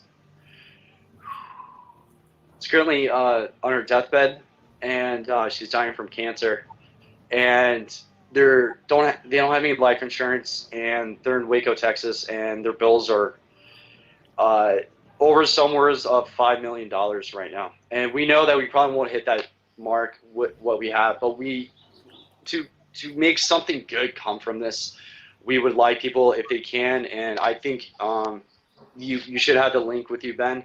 And if you could put it up there on your site, that'd be great. Whatever they can do to kind of funnel that and just keep, the Crowleys in their thoughts, the Komel's family in their thoughts too.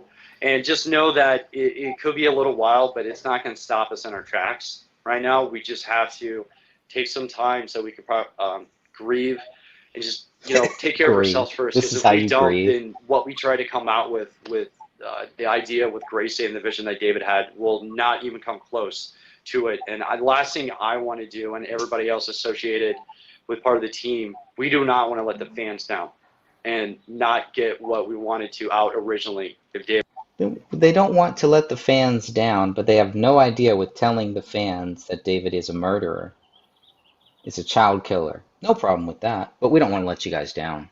We don't have any facts to back up any of these things they're saying about David, but we don't want to let you down. Yeah, we So have no we're problem gonna. financially using David's name, but There by you the go. way, he was a killer. But There give you us go. the money, all in David's name. He killed his daughter. Oh, but we Right. really want to help the family, but David is a murderer. Oh, It's money. It's money with this GoFundMe thing. It's money with moving forward. It's money, money, money, money, money, money, money.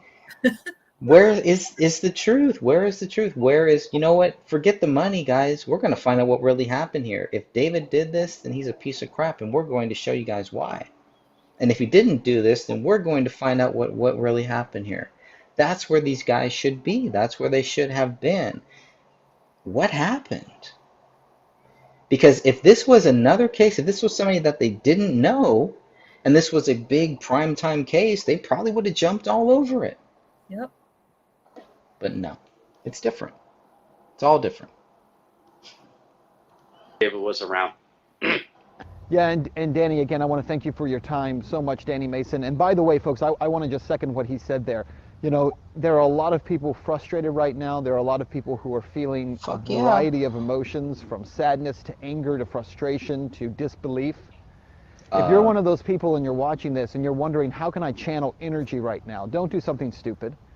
One of the things you can do in channeling that energy is to support the family of this man who is really struggling right now. We'll put the GoFundMe here in the link on YouTube and also at benswann.com. So if you're watching in either location, absolutely a way that you can help and that you can find a way to be useful in this time, a very difficult time. Yeah, they're struggling because they want your money. Yeah, Yeah. Kamel's family doesn't care about that. They probably didn't even want this mentioned. Right. This is something they had at this point had at least been dealing with since the summer of 2014. Like, what does this have to do with any of? I don't know. It's really odd. They're using this forum. Yeah, they're using the health issues of Kamel's mother as a means to make money for themselves. Because, if they had gone and talked to Mr. Alam and said, hey, do you mind if we do this in her memory or to try to help her in memory of Kamel? They didn't do any of that. They just jumped on the bandwagon, put this Right. GoFundMe page up, put it under Dan Jr.'s name and said, oh, we're doing this for them. And then their family goes, excuse me, take this down. Right. So we see the motivation right there. It had nothing to do with the family. And the family obviously didn't feel it had anything to do with them. No. And from what I think with the interview that I did with Kamel's family friend, it sounded like they didn't know about this and they didn't need that money. They didn't need Right. anything like that. Right. At some point, Kamel's mom does get better. For whatever is happening here, she does recover for a little while, and I think she did recently pass. But she did get better. Whatever was happening here in 2015, she got a lot better from that. Yeah, She was she able was to go honest. home at least. Yeah, I mean, obviously she years. was ill, and I don't think anybody questions that. But see, the drama, the this is their wording that they use. Oh, she's dying, she's on her deathbed, to get the sympathy and the empathy of people, so they'll start forking over cash. When in reality, was she sick? Yes, but she wasn't on her deathbed. You don't go on your deathbed for 12 years. You know what I mean? That's ridiculous. And that hasn't been 12 years. Yes, that's an exaggeration. But, that's not how quote unquote hospice works. So again, like you said, money, money, money. That's all. Yeah. And my stepmom was in hospice, and I remember asking one of the nurses, because I was, growing up, it was like I had always heard, if you're in hospice, you're pretty much dead. Okay, but the nurse that I spoke to, and maybe she was just telling me this because, I'm asking her a general question, and she's like, well, I'm not going to tell you that, your mom is going to die, basically, but she says that there are cases where people do recover out of hospice. She said years ago, it was different. If you're in hospice, you're pretty much dead. But she made it sound like in the last couple of years, et cetera, whatever, that they're medical. Well, nowadays, I think they kind of use hospice as, if there's really no room for them in the hospital and they need, kind of treatments and somebody just kind of watch over them, and they can't get anybody to do in-home care, then they may put them in the hospice facility. But they don't go around telling you, okay, they're on their deathbed, we're putting them in hospice, and then, a month later they're going home. That's not how it works. And back then, especially, that wasn't how it worked. Yeah. Yeah, and I don't know how long she was in hospice for, but it sounded like, she had no idea what was going on during this time. And I think a lot of that, especially after when the other interview, I wish we had the audio, but it wasn't a recorded interview. But Dan Hinnon did speak to Komel's dad. And from what from what Dan Hinnon has said based on his notes, from that talk, which Komel's family has never said that there was anything wrong, or that what Dan Hinnon said publicly was wrong. So they've never denied that this conversation happened. They've never said that anything that Dan has said wasn't true. And it seemed like Komel's dad also had questions, and probably has questions. And I think the more that the family, and probably on both sides, these are two big families. They have extended family too. Yeah. And the more time that passes, the more that they think about it, the more evidence, the more facts that they have access to, the more that there's a possibility that they may actually help us at some point. They may actually say, you know what, okay, let's at least prove Greg and Dan wrong. Let's prove this Justice for David Crowley Family Facebook group wrong once and for all. And I think that's really hard for them, because I think that they know if they try to do that, they're going to end up right here with us with more questions. They're going to end up suing the Apple Valley Police Department for this crap investigation. I know that they've already had issues with these Gray State goons, these guys who claim to act like they were with them and they wanted to help them and everything. I think just fed them a lot of BS.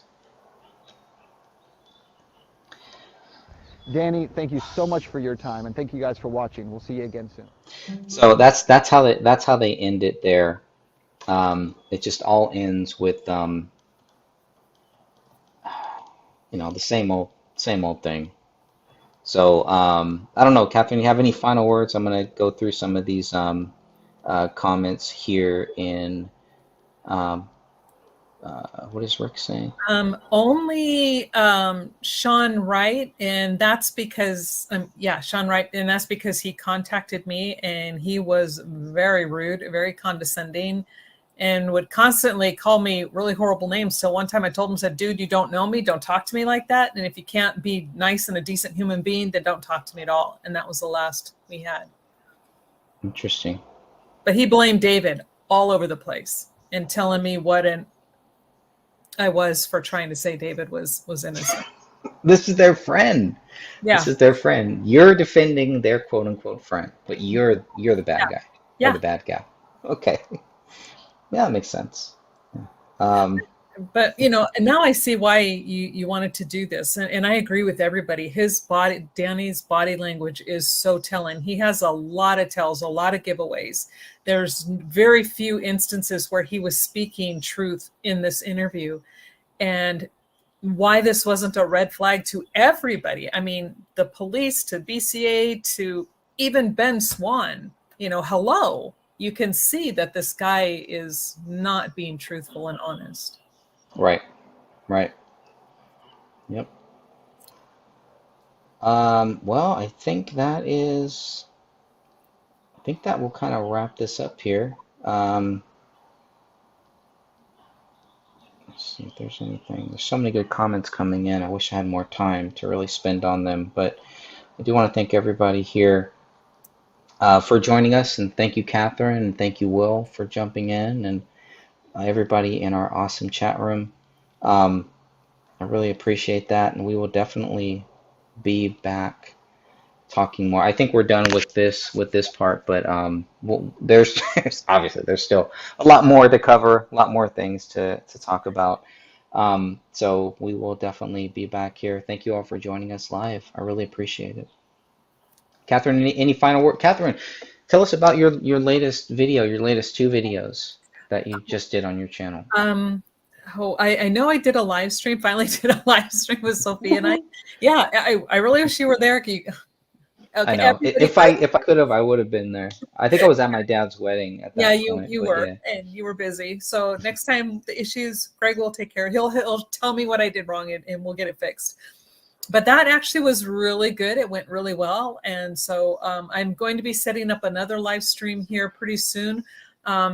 There's another person who's interested in the case and has been following it, Christy Strickland, who wants to join in. And so I'm going to have her on. Awesome. But then Sophie and I just finished doing the blood analysis part 2, where we went through the last of the items that were tested. And we go through and we show you every piece of they're like 90% of the evidence excludes David. David's DNA is excluded. So, and that's what we point out. It's like, if he's guilty of this, if he committed these murders, why is his DNA excluded from a mixture of 2 or more people? Wow. Oh, and Sophia put the thing up. Let's put the link in there, right there. There it is. Thank you, Sophia. That's how you find Catherine. Thanks, Sophia. Always appreciate it. All right. Well, I will go ahead and shut this one down. And God bless you all again. Thank you all very much for taking the time out to just watch this. Whatever your thoughts are, the whole interview with Danny August Mason and Ben Swann is out there. I'm sure it's everywhere else. You can find it on my channel too. You find it on the same channel here too. In case you just want to watch it without our commentary, you can definitely do that. I was so shocked. A couple days ago, I went looking for it and I could not find it. And I was like, whoa, this is crazy. I can't find it anywhere. Wow. And I was like, oh, guess where I found it? On my on my channel. That's it. That's all there is. So anyways, we'll talk more about that. All right, everyone. Thank you so much. And until next time.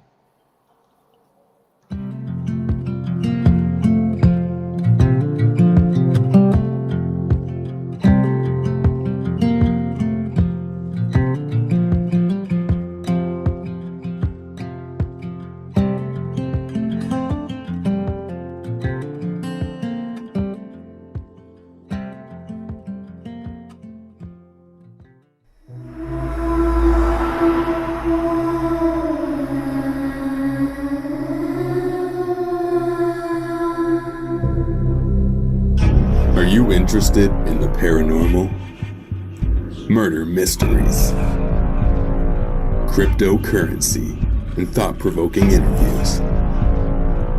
Then check out Crypt Rick's I've Been Thinking on YouTube, or every Monday night at 6 p.m. Eastern Standard Time. Studio A at Revolution Radio, freedomslips.com. Welcome to the Crypt.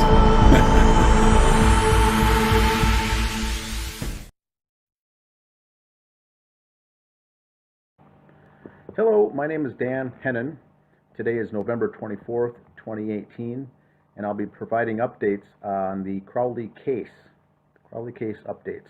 Tonight's episode will be called The Curious Case of Danny August Mason. Some interesting things have come to light here this last week, documents that have been shared with the group, and I'm going to put this into a summary format that'll be easier to digest for the viewers. Now, one of the main contentions early on with this case, along with David Crowley and the project called the Gray State, was whether or not there was a contract, whether or not there was a movie deal, whether or not there was a binding contract for this movie to move forward. And so we'll address some of that tonight. It appears that was the answer to that question was really, it's a gray area of what it really was. But I'll go through that tonight in certain sequences here. Let's get started.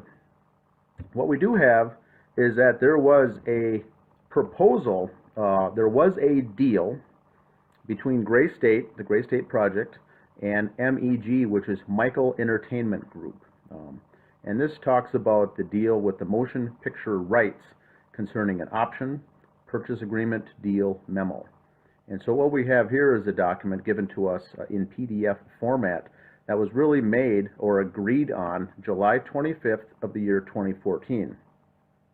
So we know David Crowley went to Hollywood, I believe once in May and once in June, and now we get to July and there's a deal in place. I had a previous interview with Mike Boggio III. He is the president of Michael Entertainment Group, or MEG as it's referred to here. He did say that they were under a deal. They did have they were working toward this production of a feature film or even a web series with Gray State. So we know a deal was in place. So let's go through this contract here. It talks about the option. It talks about the various rights.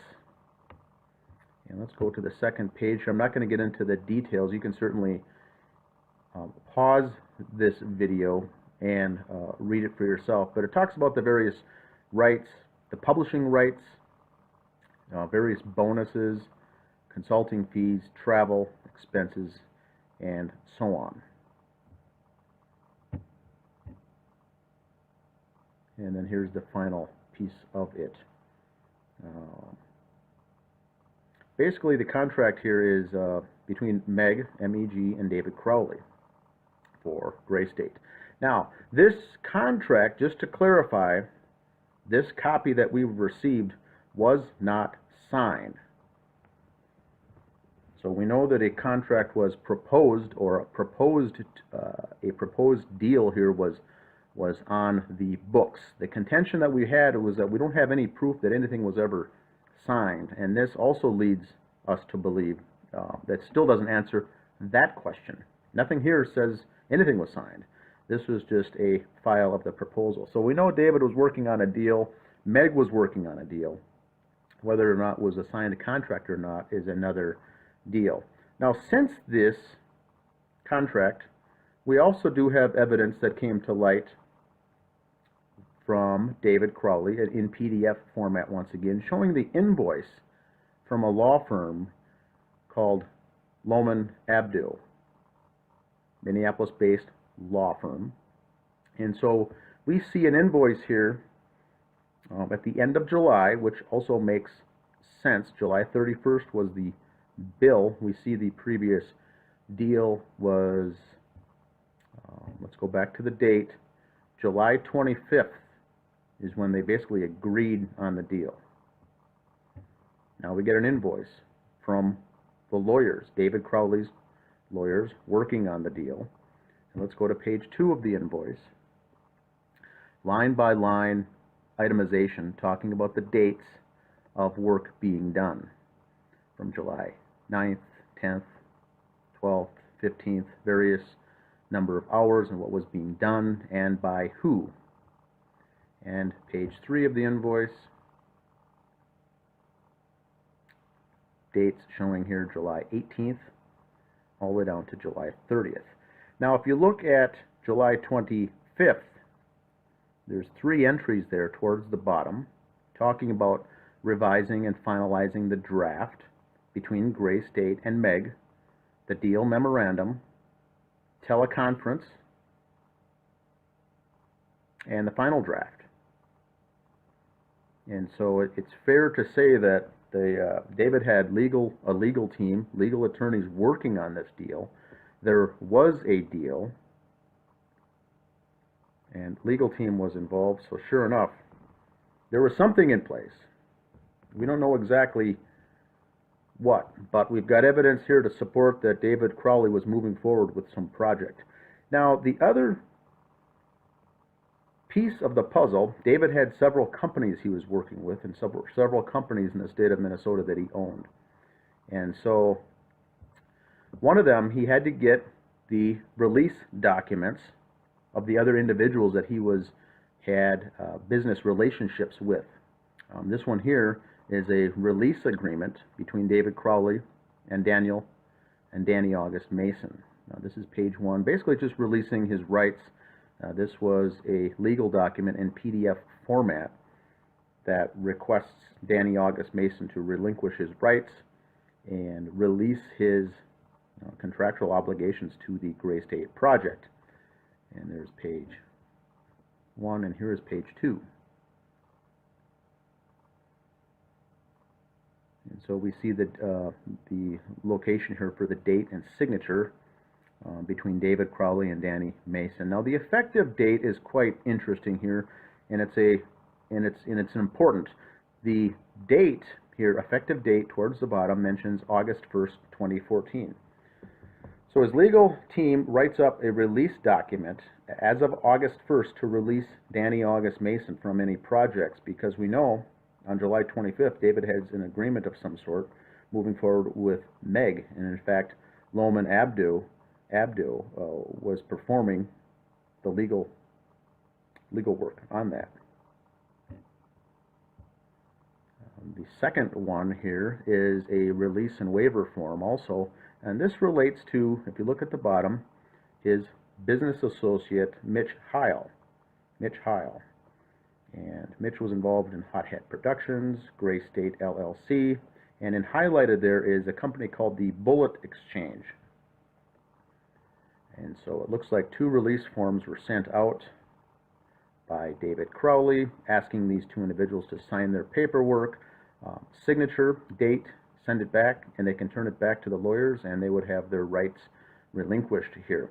Now, we know Mitch Heil relinquished his rights and sent it back. This copy does not show him his signature or date on this, but we know that they did finish this off sometime in the month of August, close the books, because there's the evidence of the garage sale David Crowley had at his Ramsdale Drive address in Apple Valley, selling off the excess equipment from the Bullet Exchange. So he had the garage sale and consolidated or closed out of that business and shut down the Bullet Exchange.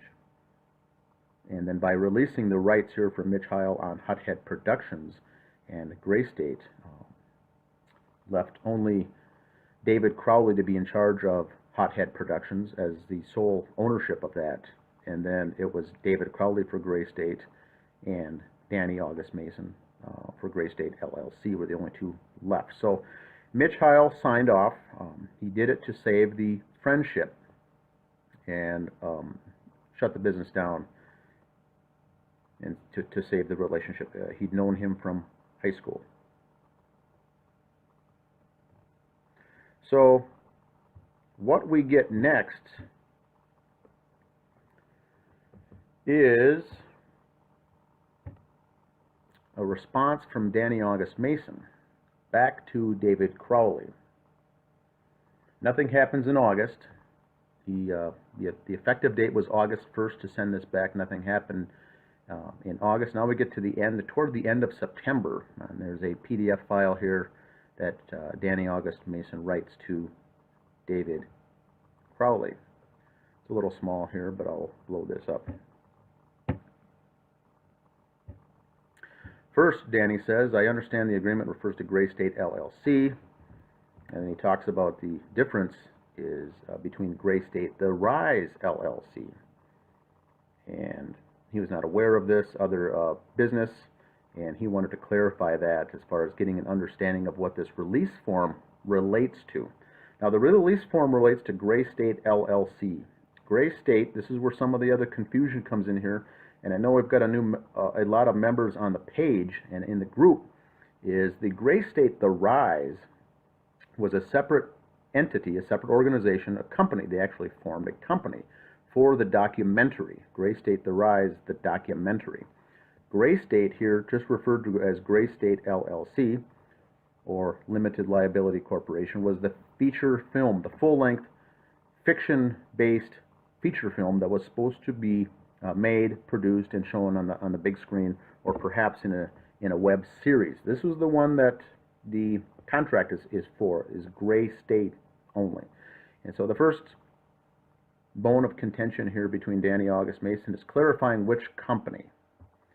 The second paragraph, before I can sign any sort of release concerning Gray State, I request in exchange that you sign documentation allowing me, quote, complete access and control to Gray State, the Rise LLC. You have stated many times before this project is of no interest to you. I would like to continue to work on this project with Robert Hoyt and produce a finished project for our fans. I request that you sign over ownership of the LLC and sign a similar waiver and release of claims that you are now requesting of me. So this is very interesting. This is almost a demand, or you could call this in legalese a counter offer from the first request that's being sent. A counter offer. Now he's also, he's asking for the Rise, which is the documentary.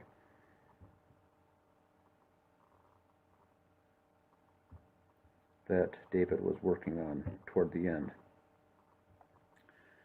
Now the very last paragraph says, I cannot sign the agreement as in for a handful of reasons, but most importantly because I have dedicated 4 years to Gray State. I have been intimately involved in the creating, casting, development, production, and marketing of the project to this point. I invested my time and energy, often at the expense of my job and financial security, with the understanding that eventually I would receive compensation. Though I have received nominal compensation, I believe that I'm rightfully entitled to 10% of the gross revenue of whatever may be generated from Gray State moving forward. I would request that documentation be executed prior to me releasing any other claims or rights I have. And so this is back on that September 26th response memo from Danny August Mason to David Crowley. So the first, when we're talking numbers about this Gray State movie or feature film, it has come up before that part of the plan was that it would potentially be a $30 million budget film. And so this is the value of everything in the project. This is the mother lode. The Gray State project, the Gray State movie, the feature film, has a value, an asset value of one could argue $30 million. And Danny August Mason is not going to sign this away too quickly, knowing he's put in 4 years and has been very dedicated to this project. He's pointing it out here that I'd like to have at least 10% of whatever gets done with it. And so he's basically saying, I cannot sign the agreement. And so that was another question. We wondered if Danny August Mason ever signed it, ever sent it over, ever forwarded it back to the attorneys, or did he never sign the document? So I believe here that he never signed it. As it says, clearly states here that I cannot sign the agreement. Now, if we look at the timeline, there's an email correspondence back and forth between Danny August Mason and David Crowley, going back to September 29th,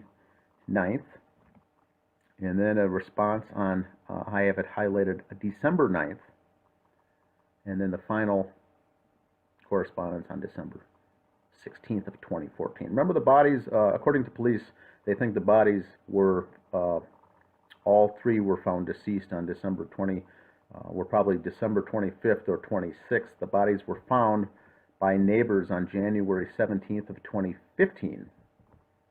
But now this is coming up to the week before, and they still haven't had this resolved. So I'm going to go through each of these responses here in timeline format. And so the very first one was on September 29th. Danny August Mason wrote, David, I apologize. I apologize for not getting this to you this weekend. Was busier than anticipated. Now this makes sense. His memo, his response memo, was dated December 26th, which was a Thursday.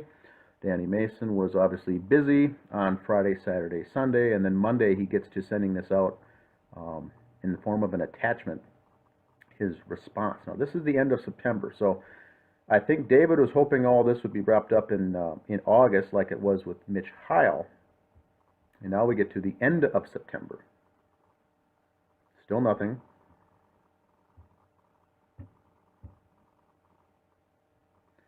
On December 9th, David writes to Danny saying, in deference to your hesitation to sign the Gray State release document, I give you these verbal guarantees. You will have A, full producer credit on the film The Rise, an unpaid position. And that is The Rise. Once again, this is the documentary, which he wanted to move forward with anyway. And B, letter B, was guaranteed casting as lead role in Gray State series, paid. So he's saying this not in legal, but basically giving his word. A verbal guarantee is all that this is. And Danny August Mason, I don't believe is going to be believing this, because I think at this point he's already under the assumption that he's being thrown under the bus, or in a sense double-crossed on this deal. And now we get into some very interesting chess moves that are being done here between these two individuals. So he's going to have him full producer credit on The Rise, which is fine. And then, by the way, we're going to move forward with this Gray State series. You can be cast as the lead role, which is a paid position. But he still says, I'd like to have this done. I'd like to have the release finished. You'll have every opportunity to continue to collaborate, he says, writing and producing episodes and retaining your cherished position as a co-creator of the original concept in the public eye, but I'll not be able to sign you on to any contracted roles until I have your signed release document. I would like to have it by December 16th, after which we would be free to discuss a future with Gray State that's more respectful to your talents as a paid professional. Now this is a kind of this is the shot across the bow here, letting him know that he means business. He gives a deadline, a hard deadline of December 16th, and also says that if it's not back by then, the most you'll ever be as a paid professional, or in a role as an actor only. And so Danny August Mason puts 4 years of his time into this. Always has said he wanted to be the co-creator of the original concept, but until he signs this, he's not going to be anything. So this is December 9th at 4:50 p.m. David sends this to Danny August Mason. Now, if we remember the date, December 9th, is very important of a post on Facebook that David Crowley writes. Keep in mind now, this is the same date.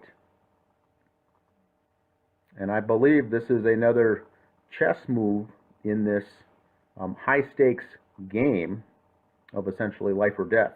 David writes, can you believe it? The Rise is almost done. I'm serious. She's coming out to be quite the looker. Can't wait to show you all, but I have to comb her hair for a few more weeks. Remember, this is The Rise now. Nothing to do with Gray State, the project, or the feature film, or the web series. This is The Rise, the documentary. Anyway, here's the important point. I'm quite serious about giving this film away. I've come to abhor the AJ, which is Alex Jones' model of peddling DVDs as truth and cashing in on suckers. I have given this film years of my time, and I'm delighted for the opportunity to burn it down by giving it away. Hope you all share in the feeling. And so this is December 9th. Because Danny August Mason has not released and signed the release document, the entire Gray State project, the feature film with Meg, or the web series, whatever it was, is on hold, and it's essentially tabled. The entire project is tabled. There's nothing they can do. They're in a holding pattern until they get this release document Danny August Mason is refusing to sign it, so there's nothing more David can do. Now, David's spending his time, because he can't do anything on the project, by working on the final finishing touches of the documentary called The Rise. Now, he knows on December 9th when he sends this message out on Facebook, and remember, this is the Facebook post that gets deleted after the bodies are found. In the month of February 2015, this post off David Crowley's personal Facebook wall is surprisingly deleted by someone, and so he's really threatening here to give it away. Now, The Rise is a business. It's a documentary to be. The plan was to sell it, to sell the documentary, TV, Netflix, cable, what have you. Now, he's talking about giving it away, which means no one's going to make any money on it. And this was, I think, done the same time to looking for a response to see what would it take to for Danny August Mason, knowing he's serious. He's serious about giving it away and giving him the deadline of the 16th. Now we move on to the 16th. Remember in the previous post, I'd like to have your release signed document here at the bottom in yellow. I would like to have it by December 16th. And so now we get to the 16th. No response, no signed document. And we get an email on December 16th from Danny Mason, knowing it's the deadline. A nice, friendly email saying, buddy, please give me a call about moving forward before I sign the release form. So now I've got evidence, once again, it still isn't signed, as he states it here, that it isn't signed. This is December 16th.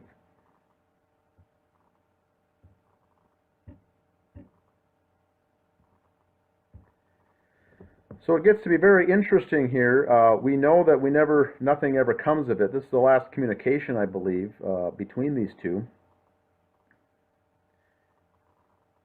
And it leaves us all with an awkward feeling. David was going to release The Rise for free at the end of the year. I think it was December 30th or 31st was the self-imposed deadline to release it out there for free. And then that was going to be used as promotional material to garner interest and more fan interest for when this web series or movie comes out. So he wanted to get it out there. On Christmas, he wrote The Rise, I think 5-day countdown to Christmas, and that was to get that out. So these guys are still having their email correspondence back and forth as late as the 16th of December. Now, when we go to the police investigation into this case, I pulled up the interview with Daniel August Mason done with Officer Tommy Booth from the Apple Valley Police Department. And so highlighted here, he conducts his interview on the 19th of January. Keep in mind, this is 2 days after the bodies are found. Bodies were found on Saturday the 17th. The 18th was the Sunday, and now here was Monday in January, Martin Luther King holiday. The cleaners were in there cleaning the house professionally, and also various people were in that home when they found the bullet hole in the ceiling was also on January 19th with 4 or 5 other individuals that were in the house before it was professionally cleaned and released to the family. And so we talk about Mr. Mason here doing his interview with Tommy Booth. Talks about he met him when he met David when they started doing the concept trailer, and talks about bullet exchange. And so this is the interview. Now I'm going to go to the next section. It talks in the first paragraph there that they raised about $61,000 to help do the trailer, and so they made the trailer and pitched that. Remember, the movie was never made. The funding, the movie was never produced. They were going to get the funding first and get the contract and then make the movie. Now, the second paragraph here in yellow, Mr. Mason said his involvement with Gray State and Crowley was strictly as an actor and as a friend, but had not been involved in any financing or was actually listed on any paperwork as a partner with Crowley and Heil. So what I believe this comment to be here is very deceptive. One could call it a lie, one could call it actually the truth, but what I think it is actually is deceptive. Now we know from the paperwork and the offer and the counter offers going back and forth between this release agreement that Danny August Mason was heavily involved. In fact, sacrificing 4 years of his life to do this, and had ideas as being mentioned as the co-creator with the casting, the production, and the marketing of this entire project. And so he was actually in order for him to sign a release form, he had to be tied into this business in the first place. So the mere fact that he had to sign the release document shows that he was far more than just simply an actor in Gray State. Now, what Mr. Mason is telling the officer here is that he doesn't believe he's not listed on any paperwork as a partner with Crowley and Heil. Now, Mitch Heil is listed on the bullet exchange with David Crowley. And Danny August Mason is correct. He is not listed on any paperwork for the bullet exchange. He is listed on as Gray State LLC. So this is a deceptive line here to police, saying I don't have any connections from a business standpoint to that project at all. I was merely an actor. Well, that's not true. That on its face is a lie. Not involved with any financing. That also is true. He wasn't involved in any financing, but he was listed very heavily involved in the Gray State. He goes on to say in the last paragraph there that they were in attendance in August at Ranny's birthday. And remember, Ranny's birthday party, the documentary from Eric Nelson called A Gray State, mentions that there was some unease and it was an uncomfortable setting at Ranny's birthday party in Apple Valley in August of 2014. Now that certainly would be the case because of the release statements were sent out. David had a deal that he couldn't tell anyone about, so that's why I think it was quiet and it was awkward. He also had sent out release agreement paperwork with Mitch Heil and Danny August Mason, and Mason was at the party. How uncomfortable would that be?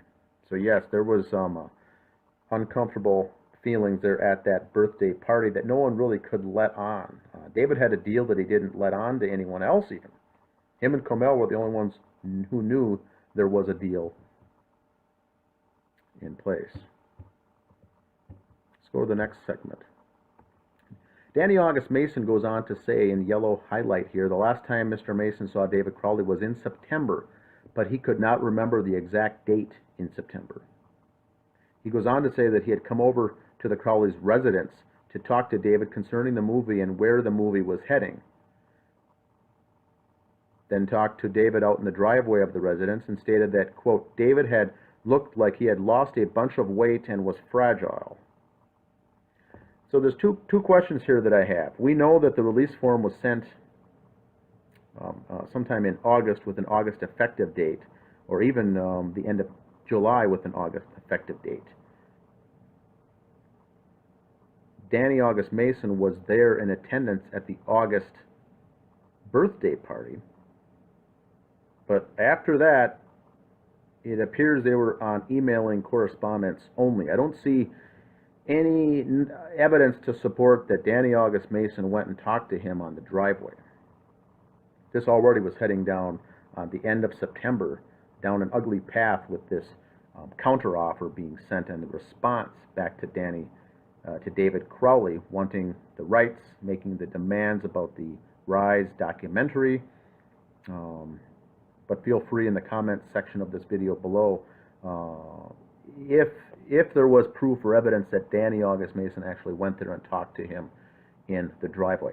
Now the other thing, which I think is also being deceitful here from Danny Mason, is that it says David looked like he lost a bunch of weight and was fragile. This, I believe, is the first insertion of a narrative where they're trying to make the police and the detectives and the investigators think that David Crowley became unhinged, was not himself, was isolating himself, going so far here to say that he lost a bunch of weight and was fragile. This, I believe, is an outright lie. But please leave your comments below. This is, I think this is planting the seed for the investigators to think, you know what, maybe David did do this. Now, the next section here in the police interview, they talk about after the September meeting, which I don't believe ever took place. Mason states that he received an email on the 1st of October from the attorney. The email was asking Mason to release any rights he had, on, and he said he wanted to review it with his attorney before he signed anything. That very well could be true. I don't think Danny August Mason had any intention of signing that, regardless if he had an attorney look at it or not. Now he says that on December 7th, he received an email directly from Crowley, stating that he decided to take it in a different path, and he needed to sign a release form. And attached was that release form from October 1st. He said he needs his attorney to look it over, and, quote, in yellow, December 7th was the last contact Mr. Mason had with David Crowley or anyone in his family. Now, we know that's not true. The last contact was December 16th of 2014 from Danny Mason to David Crowley. So December 7th, last contact is outright lie. Now, the very last paragraph here gets into more of the cunning, more of the psychological deceit here from Danny August Mason. During the interview with police, Mr. Mason then asks the officer, Tommy Booth, asked me if I had talked to Mitch Heil yet concerning David Crowley. So now he's steering the conversation. He's basically done with talking about himself, and then quickly steers the conversation to the other business partner named Mitch Heil. I advised him that I had not, and Mr. Mason was kind enough to give me his phone number so that he can contact him. He says he believed that they dissolved their partnership and ended on good terms. That's true, and that happened in September, October of 2014. That also is true. I think that was either August or even September. Certainly wasn't October. They had the garage sale already in September. So that is, for the most part, true. But watch how Danny Mason is steering the conversation with the investigator onto other topics. Here he goes out of his way to focus the attention on Mitch Heil and essentially wrap up the interview. Mr. Mason then goes on to describe Crowley as a very loving man towards his family. He was in the military, didn't know what belief system he had, and goes out of his way to leave the door open for any further contacts by telling him he could contact him with any further questions. What a nice guy. Now, the interesting thing is here, we have Mr. Mason's interview recorded on the digital recorder and downloaded to the secure server at the Apple Valley Police Department. That would be something interesting to get the FOIA request for that interview, whether it's for this case or on the Crowley investigation case, or later if police were to pursue charges of lying here to investigators. That certainly is recorded and saved on the server, as there's various lies here by Danny August Mason directly to investigators. That's the update for today. It's the Crowley case updates, November 24th of 2018. The curious case of Danny August Mason. Please leave your comments below. Thanks for listening.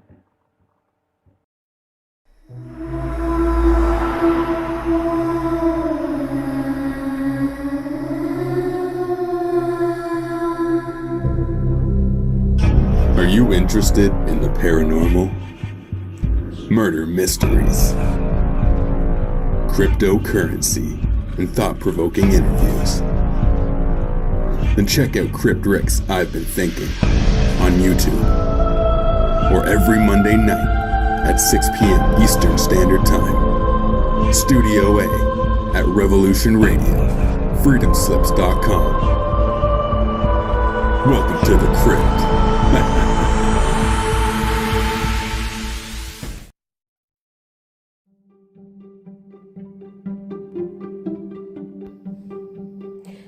everyone. This is Sophia from the Gray Stage podcast, and I'd like to invite all of our listeners to join the Justice for David Crowley and Family group located on Facebook, where we have almost 4,000 members.